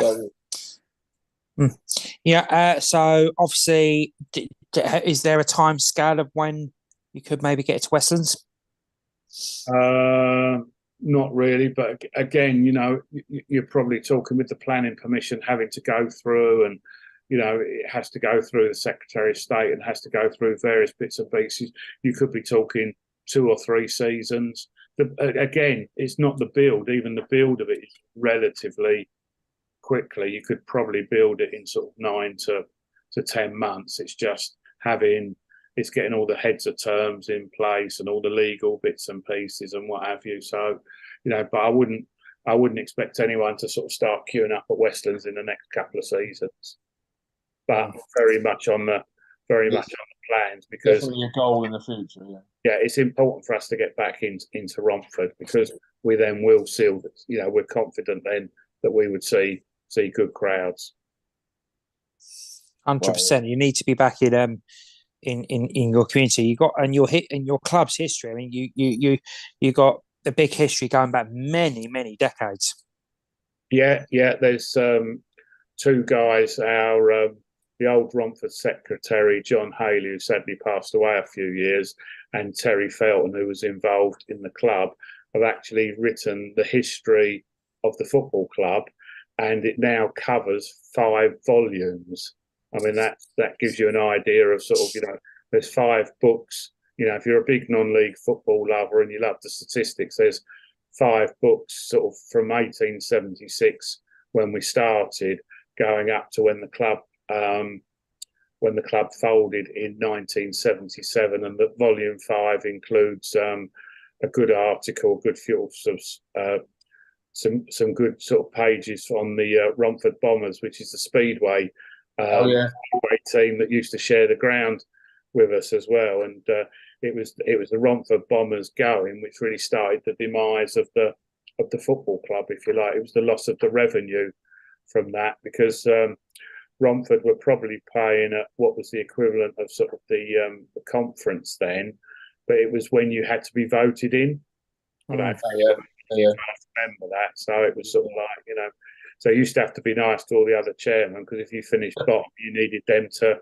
It'd be interesting if that happened now, wouldn't it? Oh, you imagine. Instead of playoffs, all the chairman or whatever all decided which club they wanted to be promoted or relegated. But that's the way it used to go.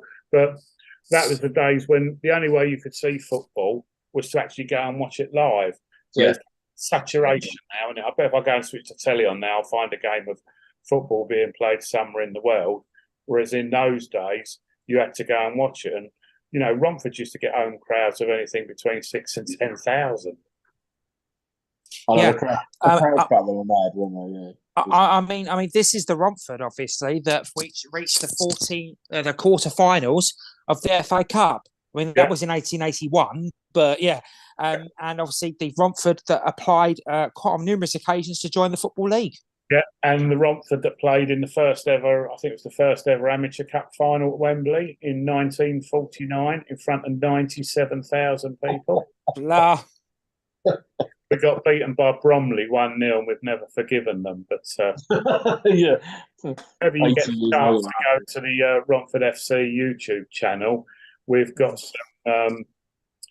some highlights on there. If I can very quickly tell you, when we first started the club up in 1992, we got a letter from this lady saying her husband was a big Romford Football Club supporter, but unfortunately had recently passed away.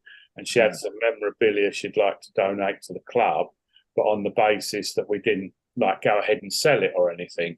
And we said, of course, we wouldn't do that.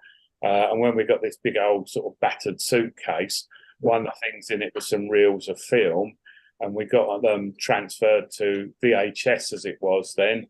And it was the 1949 Cup final. Wow. But starting off, we're walking around the ground in the morning, all the coaches and charabangs lining up in North Street, Romford, going off to Wembley. There's some footage. You see some people running around, and then some people throwing their hats up in the air. It's that sort of, VAR. But it's if you're interested in sort of history and nostalgia, it's absolutely fantastic. And there's some real good footage of that, as I say, on YouTube. But there's lots of clubs. If you look at the league tables and them sort of seasons, you've got Wimbledon, you've got Ilford. There's some big non-league names there, and Romford were a big name in non-league. You look at some of the players that played for Romford. Ted Ditchburn, the ex sort of Tottenham and England goalkeeper, and Malcolm Allison was there, and there's a lot of players that were that dropped down into non-league then, certainly more than probably do now. Yeah, definitely. So while you're at Rookery Hill, what do you hope to achieve while you're there, not only on the pitch, but off the pitch as well? Well, on the pitch, you want to play well and move up the leagues. But let's be honest, that's so difficult. That's an easy thing to say, isn't it? Oh, we want to get promoted to Step 4, because there's probably 15 other teams in our division at the moment that want to go up to Step 4. There's probably 7 or 8 teams that could compete at Step 4, and only 2 of us are going to do it, aren't they? So even if you take the top 5 at the moment, at the end of the season, Woodford, Romford, Tilbury, Sporting Bengal, I'm not sure who the other one is, but West Essex. Yeah, we're not all going to go up. 3 of those teams I've just named won't get promoted this year. So, but I mean, obviously, we'd like to be back in Step 4, because that gives possibly greater sponsorship opportunities, because you're playing to a wider audience. I mean, we love being in the Essex Senior League. The people are lovely. The people that run the league are absolutely brilliant. But you guys will know there's not many clubs that will bring away supporters to you. Tilbury will when we play them, but there's a lot of clubs. Yeah, they did the other week when we played you in the Thames side. They will bring supporters with us. But when you're in the Isthmian League, you know, you've got games like that. I won't say every week, but you've got people like Grays Athletic, you know, you've got Haybridge Swifts, you know, you've got lots of teams that will possibly bring, you know, supporters every week, and that swells your gates. Off 100%. the pitch, we're looking to create a friendly environment with a nice bar area. I'm a little bit fixated on sort of like the cleanliness sort of aspect of like toilets and things. I think it's very, very important if you want sort of women to come to the game and children to come to the game, then it's got to be clean, it's got to be safe, it's got to be presentable, the toilets have got to be good, you know, you've got to have hot water, you know, you've got to make sure that, you know, it's clean. It's got to be a place that not only gets people in, but once they're in, you've got to keep them as long as possible. Because let's be honest, the longer they're there, the chances are they'll spend more, won't they? If someone gets to the football club at 12 and stays there till 6:30, they're probably going to give you a better spend than someone who turns up at 5 to 3. That said, if people just want to come along and watch the football and not go in the bar or buy anything, that's absolutely fine as well. But the whole idea of having a bar is that we will be able to, there's a very big function room there that, you know, off the top of my head, I reckon it's going to hold somewhere between 200 and 250 people. We've got another bar area downstairs. The bar upstairs has already been decorated. We're going to do work around the ground. So although it's sort of, we've got it on a lease, it's out, as far as we're concerned, it's ours, and we're going to do it up as much as practical as we can. We want to set all the advertising boards around the ground. We want new sponsors to come over. We want the youth teams to come and watch. You know, we want to build the crowds. What I want to do at the end of the season is say, even though we got that 36 against Athletic Newham or whatever, I would love to come back on this show at the end of the season and say, yeah, do you know what, guys? Last season, our average attendance was 90, and this year it's 110 or it's 112 or whatever it is. So not only have we moved, but we've been able to increase our supporter base as well. Mm. Of course. Yeah, but that's a good way of looking at it, Pete. Then I was going to say, obviously, with the on-field things, if your team's playing well and competing for promotion, that will attract more people through the gate as well. You would have thought. Yeah, when Colin and I sort of have our conversations about what we're going to do to bring sort of new supporters in, or what we're going to do, you know, Colin always has a very sort of I say simplistic view, but Colin says very, very simple. All we've got to do is win matches. If you win matches and play well, people will come and watch you. He said you can have the best bar or the biggest screen telly, or, you know, the most flavours of crisps in the bar. Best burgers.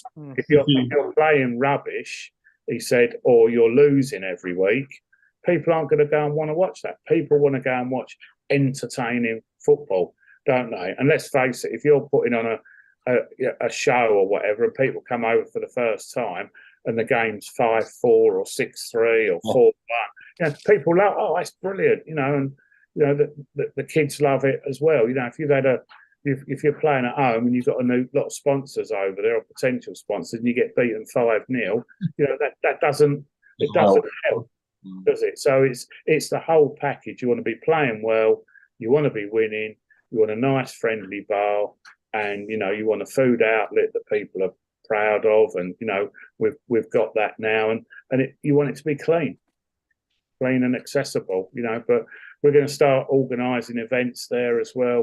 We've got supporters Q&A coming up with the manager and some of the players.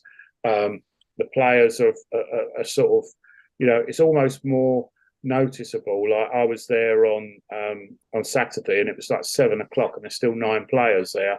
You know, and that's fantastic. You know, I just sort of, I'm a big believer that sort of, you know, the more together they are as a unit and as a group. You know, there's been players up there all week, you know, doing decorating or painting or, you know, repairing stuff, depending on what their individual trades are or whatever. I don't know if we're going to start signing players based on what we require. So people say, oh, the new centre half's not as good as the old one. You say, yeah, but he's a plasterer, and we need or whatever. Yeah. You've got your own burger van, Adam. You could be playing for us next season. Yes, definitely. Yeah. But me and Pete will bring a burger van down. We'll do all the. Pete can do all the flipping. It is good. It is good when you sort of, I know it sounds silly, but even like last night, I'm sort of walking around picking up rubbish and putting it in a black bag and sort of think, oh no, I'm doing this because it's our club and what have you. And the supporters have taken to it as well. And we just hope people will buy into it. And as I say, the proof of the pudding will be people coming through the turnstile, really, won't it? But that will be a dual effort, as we say, playing well, getting good results, and also providing a facility that people want to come and visit, and want to come back to. Exactly. I would honestly 100% agree with that. Pete, now you've obviously been to Rookery Hill a few times. I've been there myself. It's a lovely little ground to go to. This could really be the making of Romford, couldn't it? I think it's certainly a step in the right direction. Getting your own ground, getting the because also we're obviously going about how the fans feel and the people in the club feel about having their own ground. But what about the players and the management as well, playing at a ground that they can call theirs?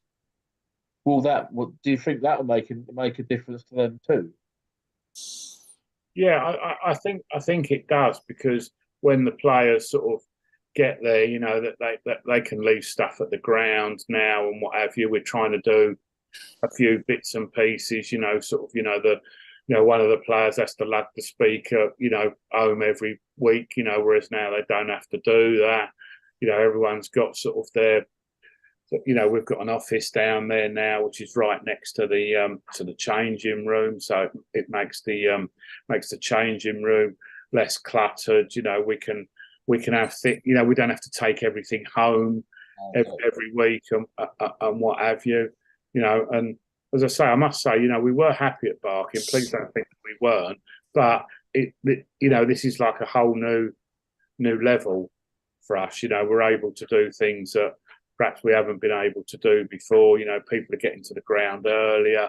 We've got a laundry room there, so we can do our washing there, or we can keep spare kit there and whatever. And it's just people are buying into it. And it's you're getting down there early on a Saturday, and one of the players that's going to be playing for you sort of 6 hours later is up a ladder and he's doing some lighting, or he's putting some coving up, or he's doing this or whatever. Everyone's mucking in, and it seems to have created a team spirit, but not just the team. It's just like everyone. It's sort of almost like there is no division now between sort of playing staff, managing staff, committee, or whatever. It's like, this is everyone's ground.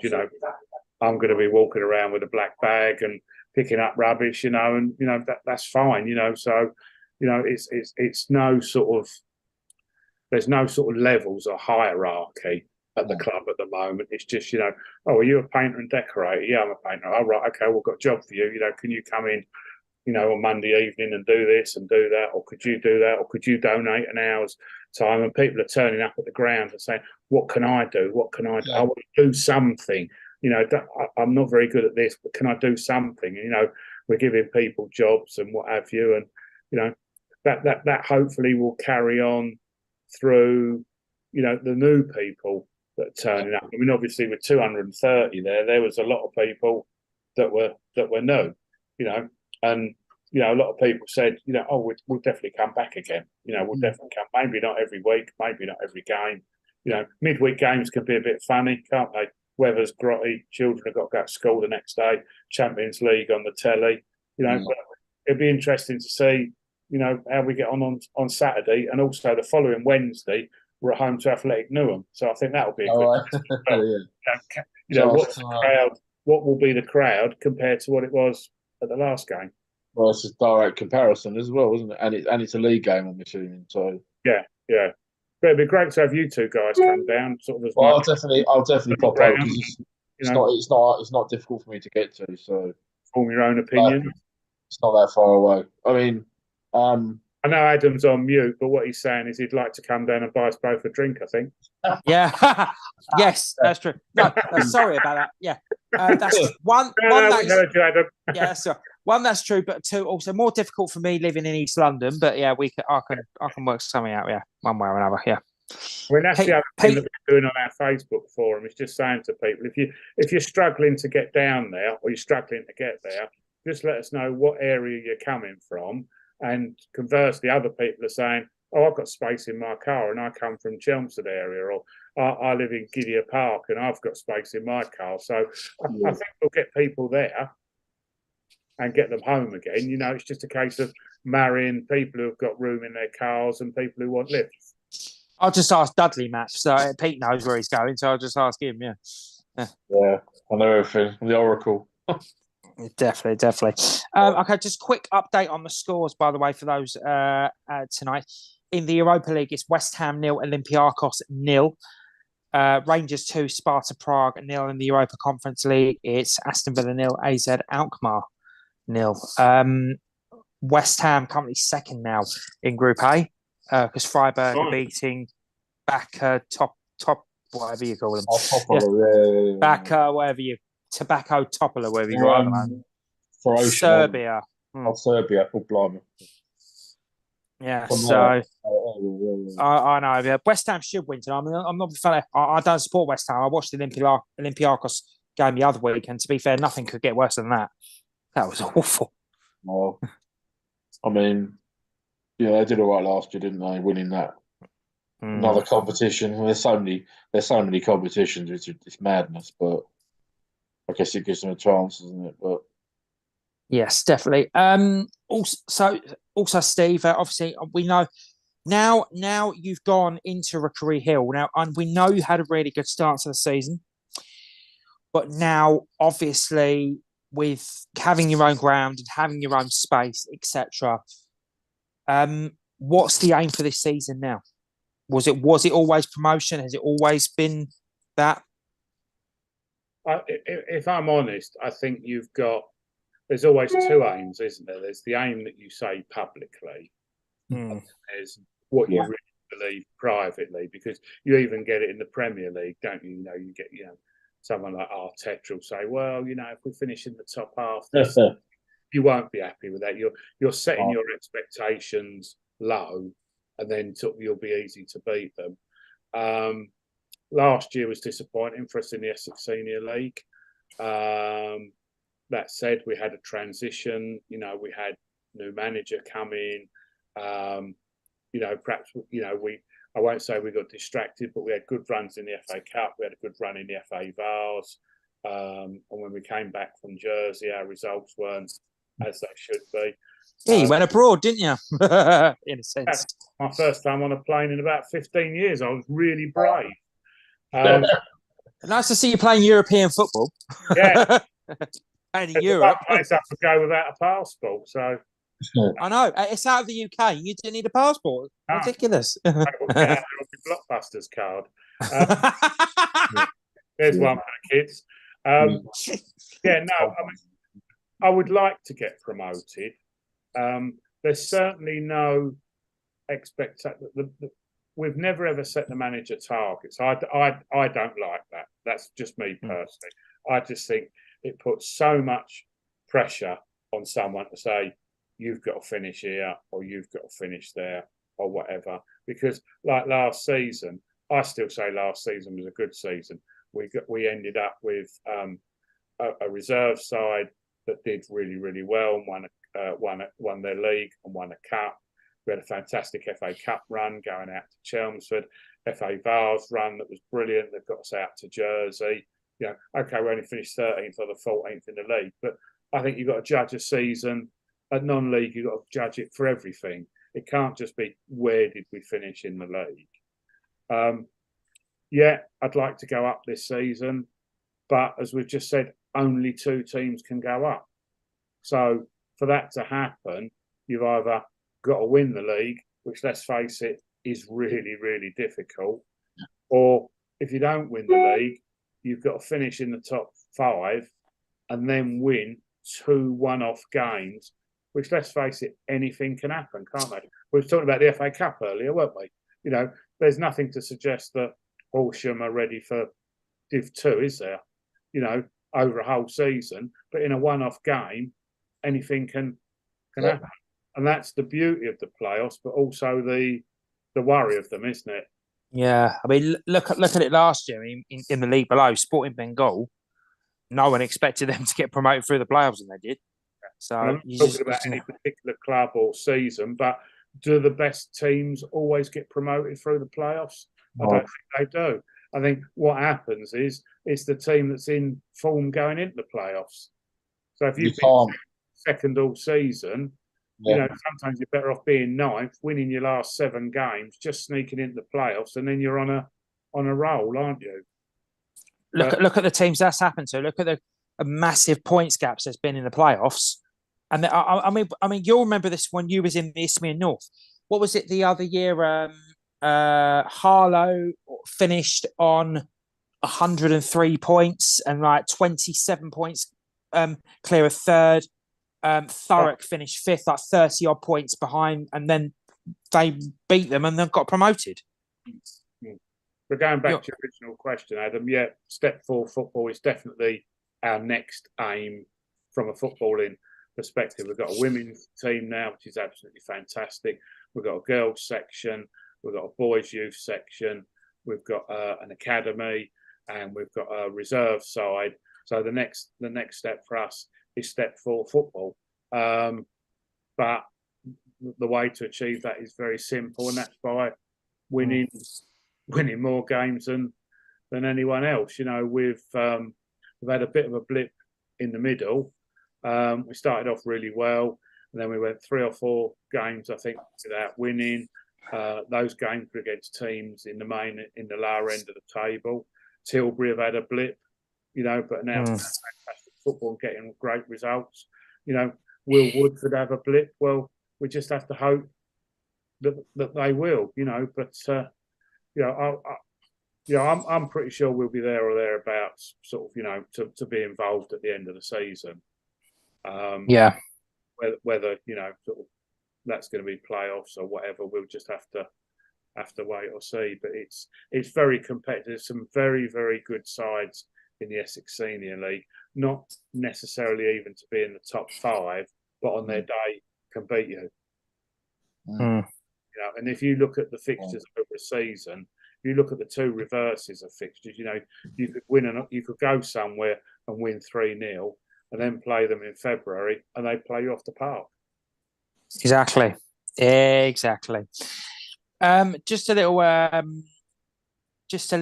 Obviously, something that is crazy about non-league football. Tonight, we would obviously. We're earlier in the program. We were talking about Cray Valley and how their massive game against Charlton, and that's all they're talking about. As Pete said, there's 1,500 tickets available for that game. 282 for away supporters. This is just again example of non-league football. They played Charlton on Saturday. Tonight they're playing in the London Senior Cup against Balham. Yeah, so with attendance of I think about 40 odd people. That's again. When teams play such a high-profile game, to come back down to the level they normally play at can be a tricky thing to do, and then they might have a hangover from it. But you know, that's their bread and butter. I mean, I'm not saying the London Senior Cup is their bread and butter, but you know, the league that you're playing in is where it is all won and lost, isn't it? So the cup games are just bonuses and good off the club. But don't you, that those teams that reach the final of the Vars, when you look at their league position, they're often not sort of the team that are running away with the league. Often they'll be 9th, 10th, 11th, but for some reason they've just been outperformed in the cup. But either their focus has gone or they just haven't, you know. And I wonder if someone in your league gets to the final of the Vars, I wonder if there's other teams saying, "Oh, I didn't even think they was all that good when we played them," or whatever. But it's different, isn't it? A 40 game season or whatever it is, 38 game season against what? Perhaps winning 5 games. Yeah. We come into the Vase on Saturday, and I think because we come in a bit later this year, what are we? 5? Is it 5 games away from Wembley potentially? This will be the final. Is it the second round? So that'll be the final 1, 2, 8. Yeah. Yeah. So yeah, 61, 2, 3, 4, 4, 5 games, I reckon. Yeah. So. Definitely.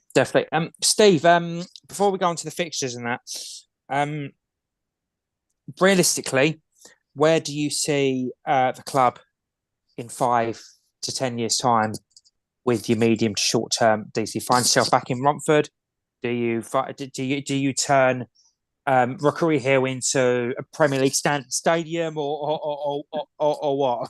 Well, the good thing is, in 10 years' time, it won't be me. It'll be somebody else. Will it?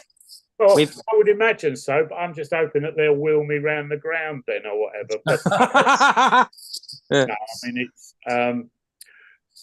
no. The simple answer is that Romford's tenure at Rookery Hill will be relatively short in sort of football terms. You know, do I think we'll still be there in 6 years' time? Probably not.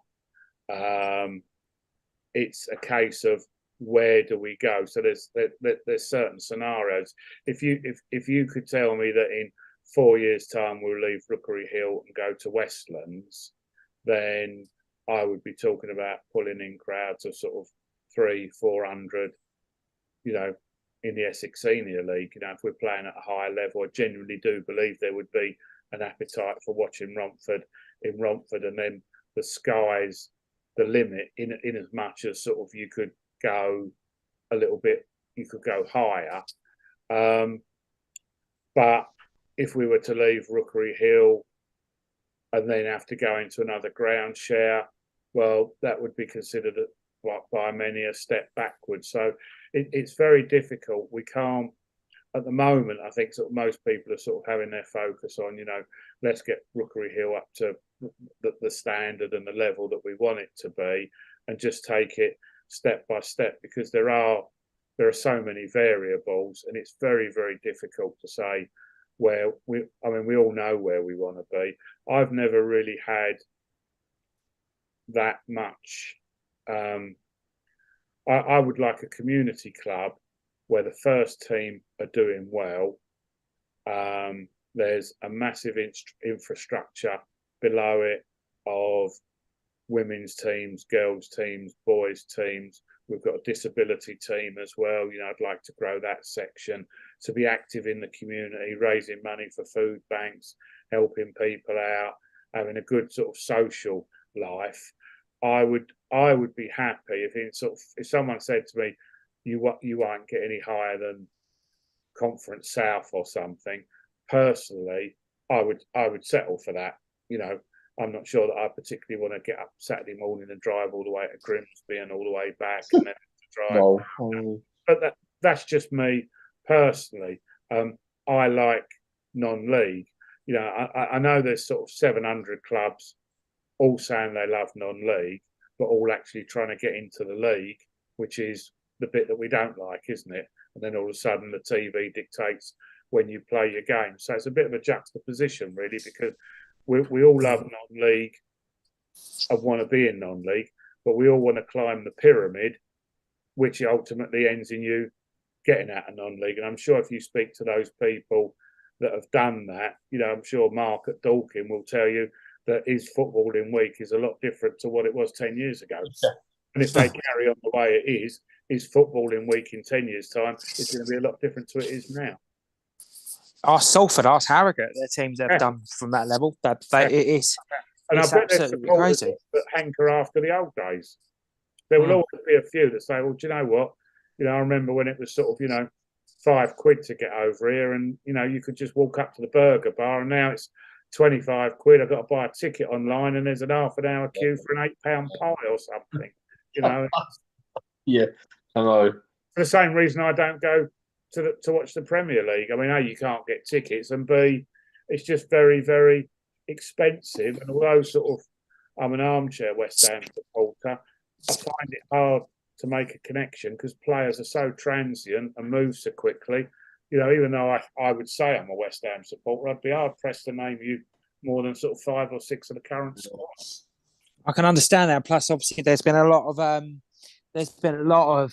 how should we say toxicity in recent seasons, isn't there? Obviously, towards the board and that. So I can kind of understand that, really. Even on a playing front, you know, I know they're doing non-league as well, but you know, as I go back to what I said before, you know, you walk into the clubhouse and you've got one of your players who's sort of, you know, washing his brushes up because he's then got to go in for the manager's team talk. I mean, to me, that's non-league. And then at the end of the game, you're in the bar with them.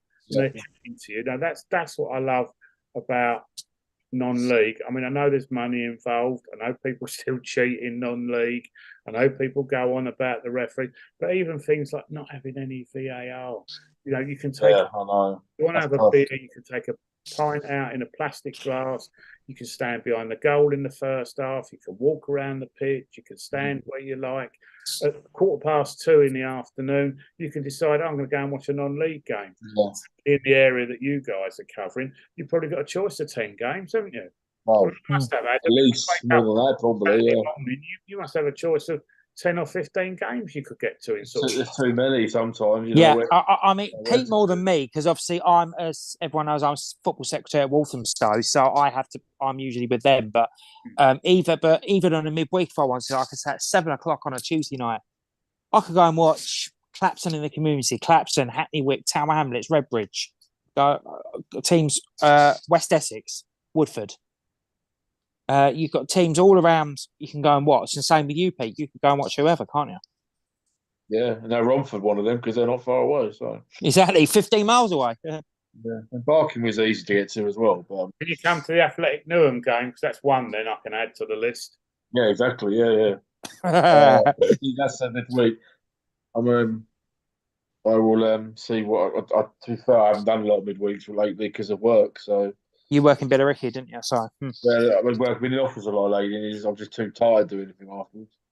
But I think it's difficult these days with the way things are to actually plan. Yeah. And I think one of the joys of the league is just enjoying the moment. Yeah, exactly. Yeah.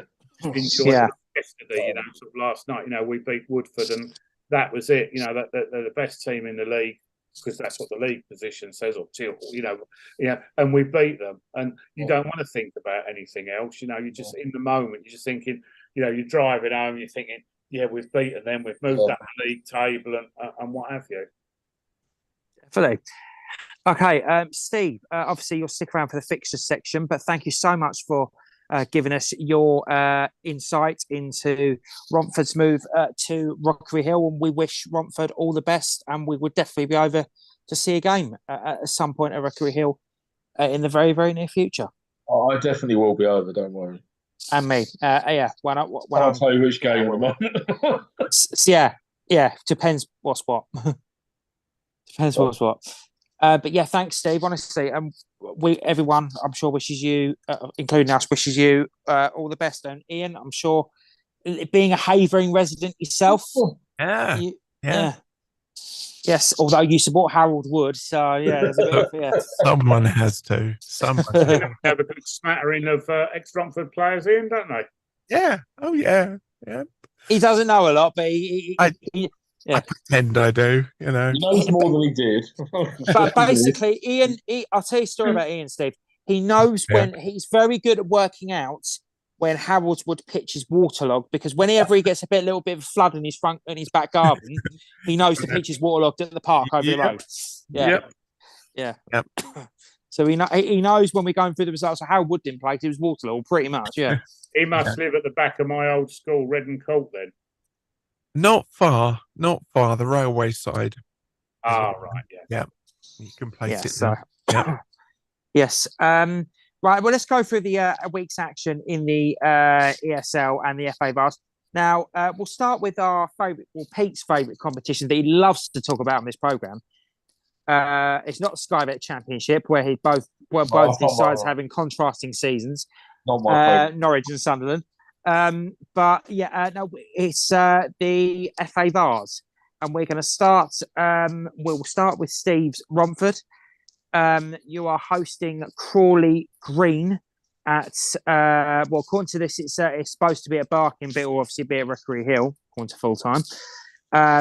And obviously Crawley Green from Luton, not from Crawley. Before anyone messages me, yeah. So, your thoughts on that game, Steve? It's the FA Vars.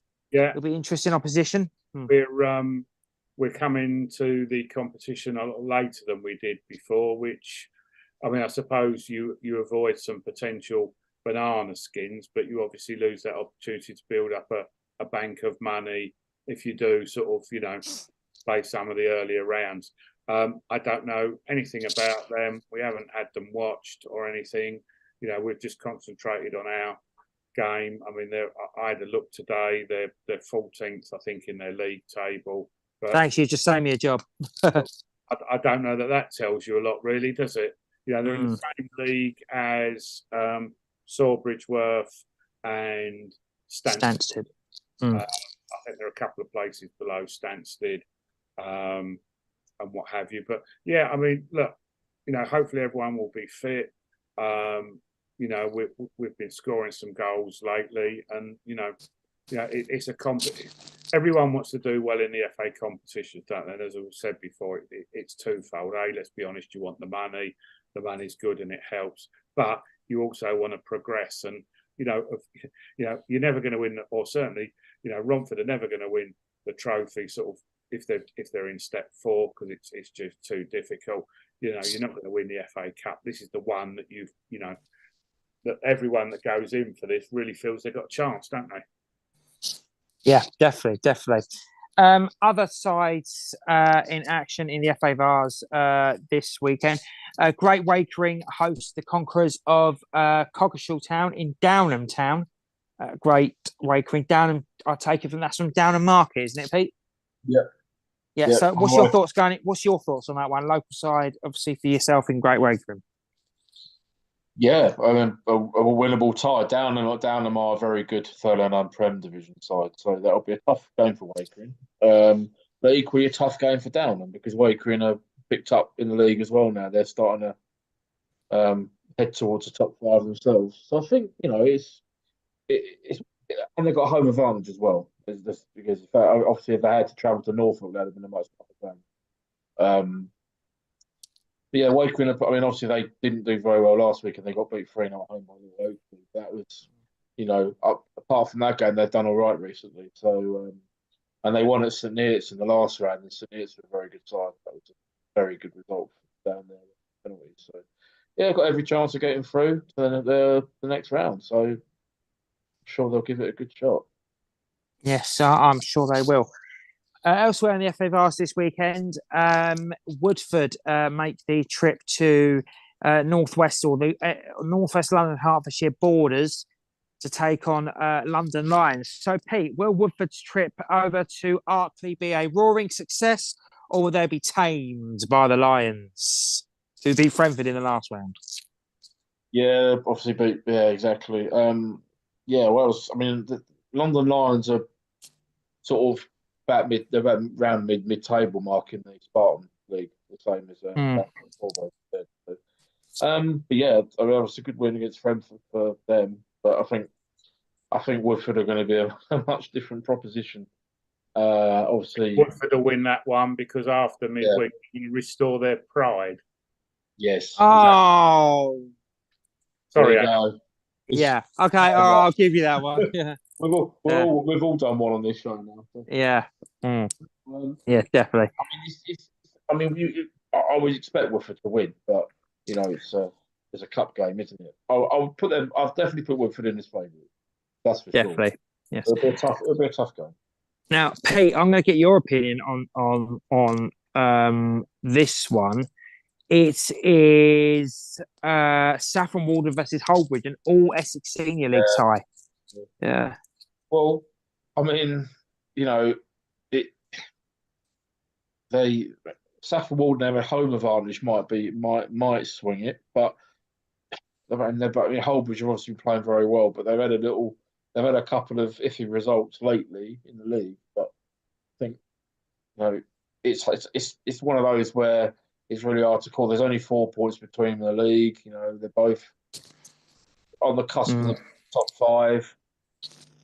I mean, obviously the Vars is a different kettle of fish because it's not a league match. It's a big. I mean, obviously a chance to get into the 3rd round in the Vars, which is a massive fillip for carrot for both, along with the prize money. So different pressures than the league game, obviously. But yeah, that's a tough one to call. That hard one to call. Walden at home might fancy it, just might edge it, but it's going to be a very, very close call. I think that one for sure. Definitely. Elsewhere, you got Tilbury versus Tring at Tring Athletic at Chatfields. That's it. Yeah, at Chatfields. And Athletic Newham, well done to them. They're on their way to Wembley. Yeah, Wembley FC, that is, not Wembley Stadium. But it'll be ironic if they beat Wembley on their route to Wembley. Imagine. Do you know what I was thinking? Imagine if Wembley got to the Vars final at Wembley. Well, it would be something, wouldn't it? But yeah.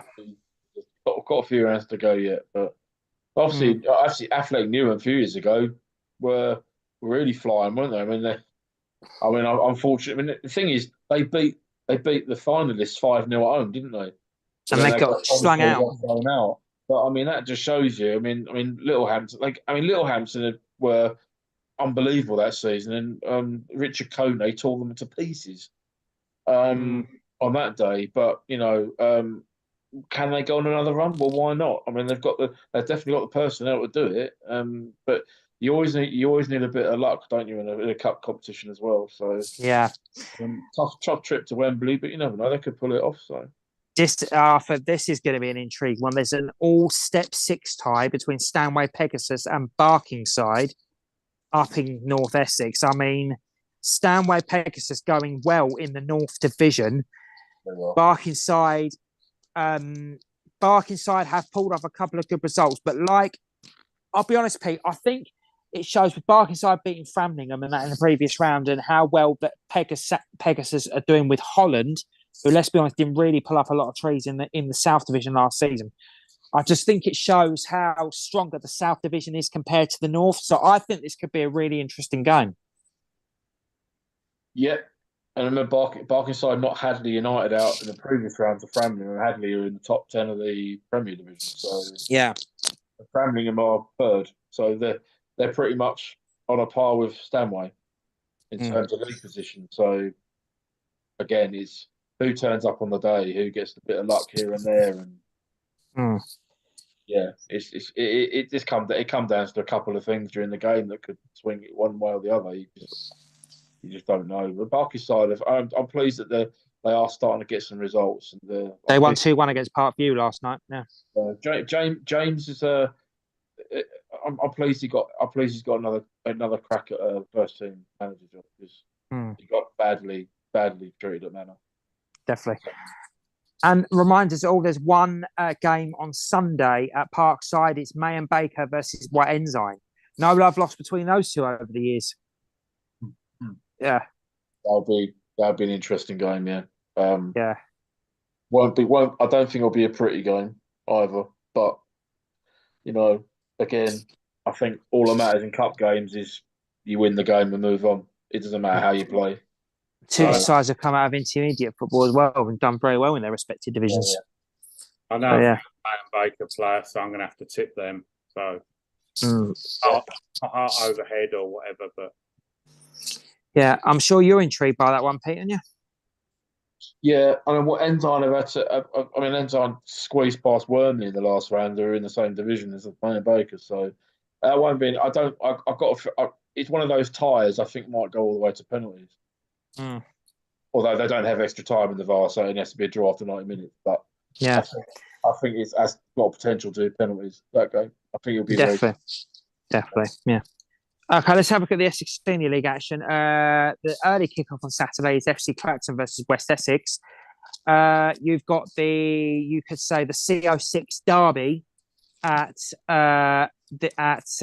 West Street, it's Coggeshall play Stanway Rovers. Oh, that is a big game at the bottom of the division as well, isn't it? Yeah. Hey. It's got a lot riding on that game. Not just a CO6 derby. Both teams need to win desperately. So I think that'll be spicy, I think. Yeah. Another local derby I'll bring you in on this one, Steve. In Ilford is Frenford versus Barking at the Drive. What do you think of that one?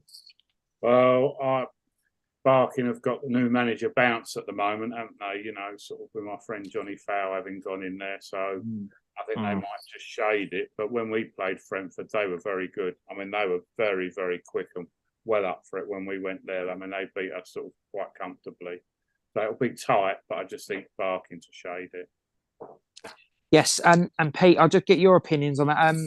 Evening to Johnny, because he was meant to be listening, by the way.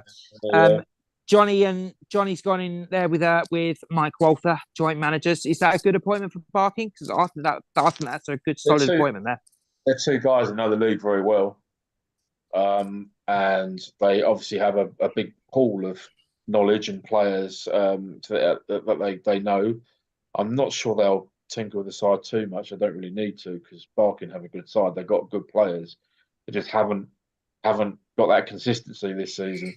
But you know, they will go to a Frenford side who, on their day, are capable of beating the teams much higher up. And they won 3-0 at Sporting not long ago, which was an incredible result. And obviously they beat Romford at home, as Steve just alluded to. So they've got results in them. So that will be that should be a good tussle. And it's obviously they're not geographically far apart from each other. So bragging rights as well. Yes, definitely. Little Oakley against Ilford up at the Memorial Club, but Ilford's recent results show you never know there, so that will be an interesting game. Another interesting game at Mile End, Sporting Bengal versus Halstead. That'll be an interesting one. I think that could be a good game. Two sides who I think are surprised this season. Yes. For me, because I think Halstead have done really well this season so far, and they're right in the playoff mix at the moment, even though they're in mid-table. And obviously, Sporting's start is well documented as well, so that should be a good tussle there. Definitely. Takeley versus Buckhurst Hill is at Station Road, or the FSI Stadium, or the Sarona Medical Arena, because it's got 3 names on it. Yeah, so yeah, I don't know. Sponsoring at the moment, yeah. So. Yeah, so they've got weather. Right. Tuesday night, there's a lot of games going on. We'll start in the league action. It's Coggeshall United versus Sporting Bengal, and it's Saffron Walden versus Stanway Rovers, and Takeley against Little Oakley. In the you got some County Cup action in the Essex Senior Cup. You've got Brentwood Town versus Tilbury, which I think will be a very interesting game. Pete, what's your thoughts on that? Well, I mean, Tilbury went to Stowe and won, didn't they? I know there was changes, but the thing is, Tilbury are flying at the moment. I don't think they're going to fear anybody. I mean, Steve will know when you're on form and you're winning games. I don't think it matters who you're playing. You just got that. You've got that confidence and that ability that you think you can win every game. So I think that'll be a good match. Yeah. Which is true. On one ESL game, I've got to mention Coggeshall versus Sporting Bengal. A local derby in the Essex Senior Cup. Another local. Actually, by the way, Brentford Tilbury, that is the Essex Thameside Trophy. And another local derby in that competition is Holbridge versus Great Wakering. So that'll be interesting to see how both sides take that.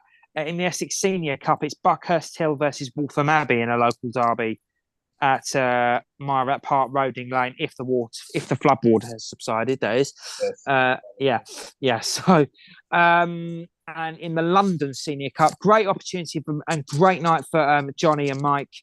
Their first home game as Barking managers is at home to Richie Wellens' Leighton Orient.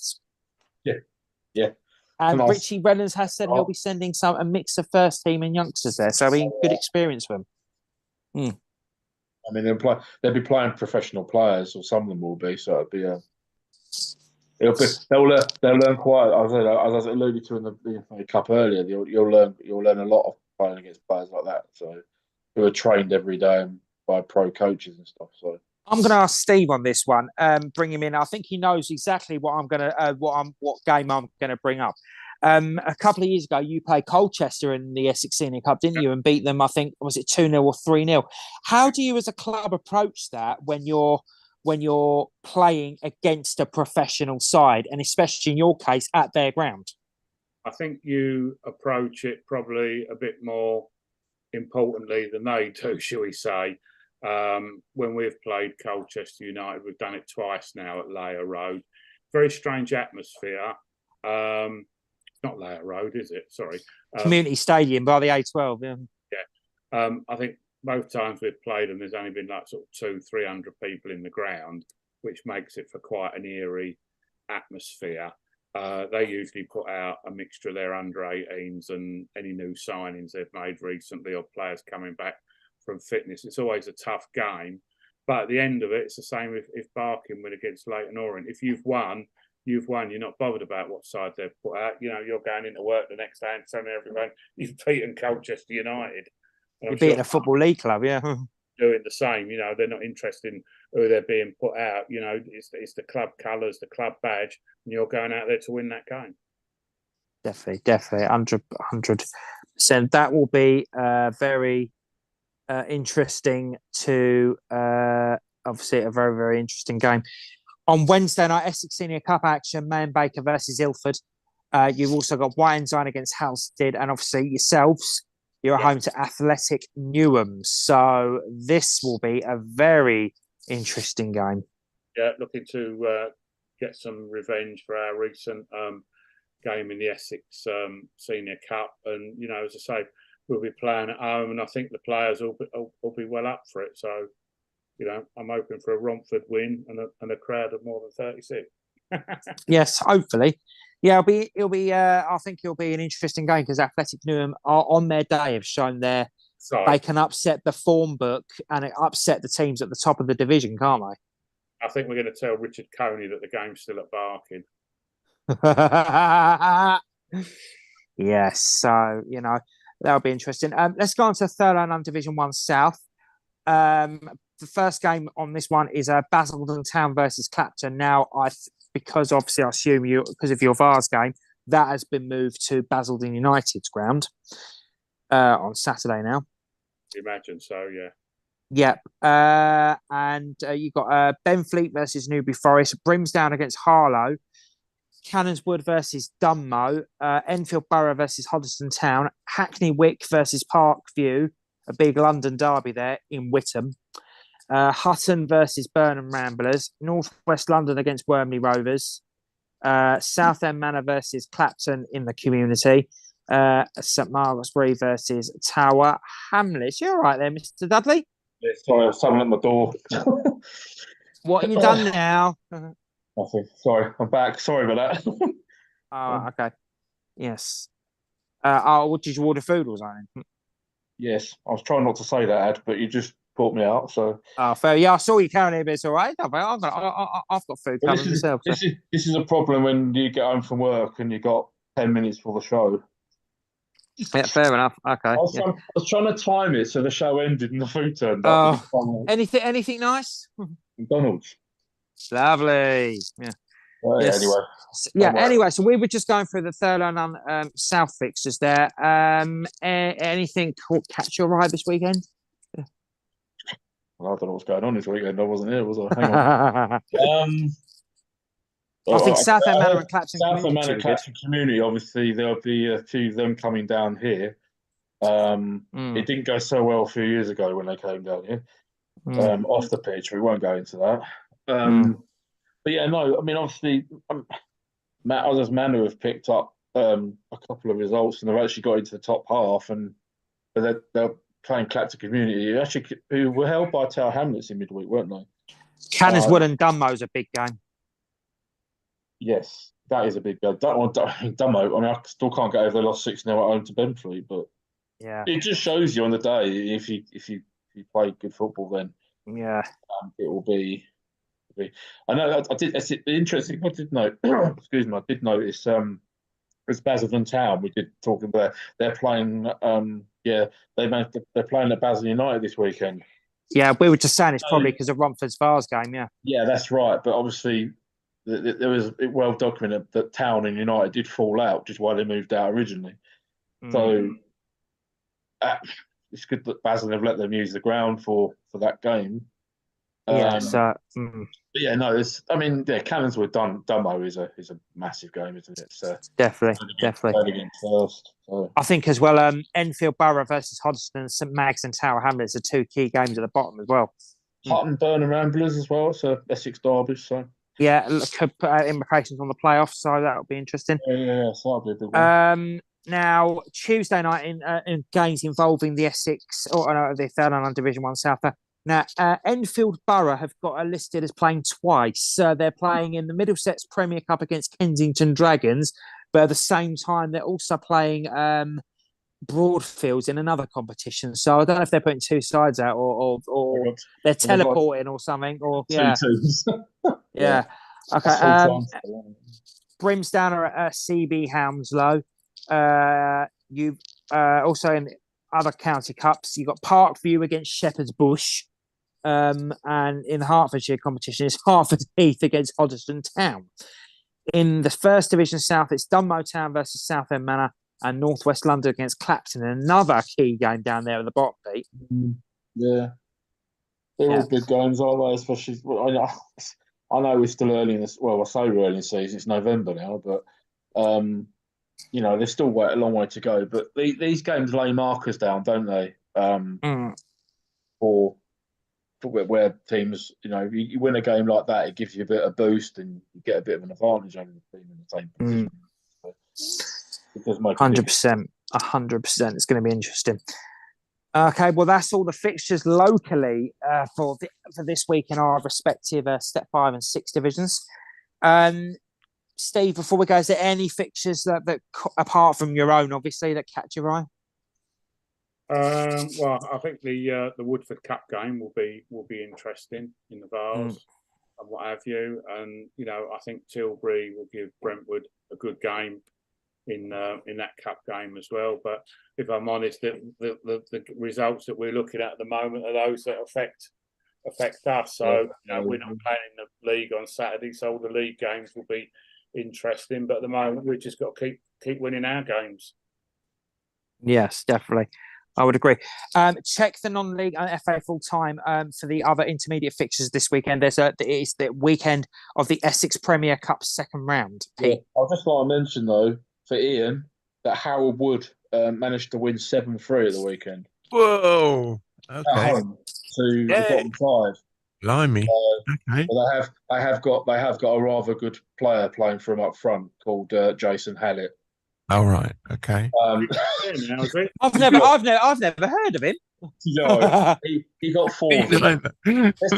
let's just say he can still do a job about 2 or 3 levels higher than that. So he's apparently I've heard they might be. Steve knows all about his experience. Yeah, so Jason quite well. Yeah, he's turning out for Harold Wood at the moment for some games. So fair play to him.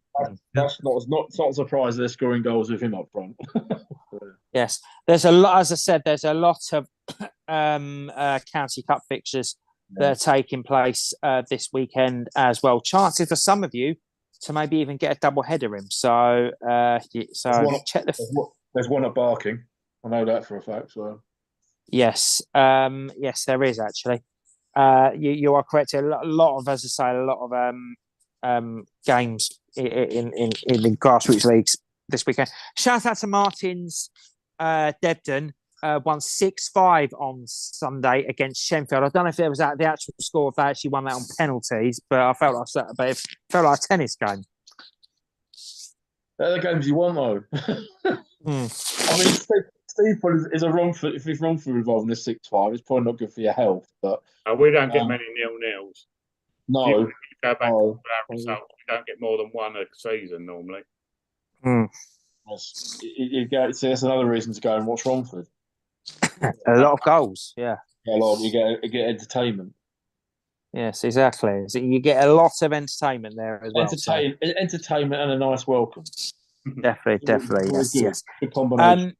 Okay, well, that is more or less about it from the Grassroots Football Show for this week. I just also want to remind people as well this weekend, obviously, that all clubs, all grounds around the whole of the United Kingdom will be falling silent for a minute before kick-off on Saturday to remember those who've made the ultimate sacrifice for this country. So please, everyone watching, listening, please show your respects to those who fought for our country and made the ultimate sacrifice for this United Kingdom in all conflicts, whether it's the World Wars, the Falklands, the Northern Ireland Troubles, Iraq, Afghanistan, wherever it is. Please show your respect for our veterans because they deserve it. So please do that. And yes, God save our king, as they say. Yes, GFS will be back next week here on East London Radio. Guest to be confirmed. Pete, where are you going on Saturday? I've absolutely no idea. I'll be honest with you. I don't know. I think me and Scott were considering maybe Hutton Burnham because we had but I don't know. I can't really. I will find. I'll know more probably by Saturday morning. Yes. One result I will say to you. Actually, I will mention to you. Don't last. And I know you're probably going to put your shirt over your head now, but not this weekend. Just gone the weekend before. The Dudley Derby, Norwich versus Sunderland 3-1, wasn't it? Yeah. I mean, not much you can say really. Yeah. So, but yeah. At least one of them won. I mean, you can't really lose in that situation. You got to feel sorry for Pete at the moment, Steve, because obviously he's a Norwich fan. They're struggling, and then Ipswich are second in the table. Look like they're running away with it. Yeah. He's had. Cheers, yeah. Thanks for keeping. I'm not looking forward to the derby whenever that is. That's just before Christmas. They've not won in 12 derbies. I think that might change this season. But you never know. You never know. It might not. That's the thing. You never know. They might fluke a result against them. You never know. But... Yeah, never know. Yes, sir. Yes, I'll be at Portsmouth Charlton, so that will be yeah. Don't know why, but yeah, I don't know why I put myself through it. But there you go. Where is it? Is it Fratton? Oh, the last time Portsmouth beat Charlton at Fratton Park, I was 12 and I was there. I'm 31 now. I know. Not a good result, not a good performance. It was 2 weeks before we beat Southampton 4-1. So that's how far Harry come back. That's how far we're talking about. Yeah. Wow. Yeah. The last time we beat Charlton in the league was 2006 in the Premier League. Never know. It could be a first. You could end that run. You never know. God, tell me about it. Okay, Steve, thank you very much for being here. And we wish Romford well. We'll be over to see what you've done over there and see a good game of football with...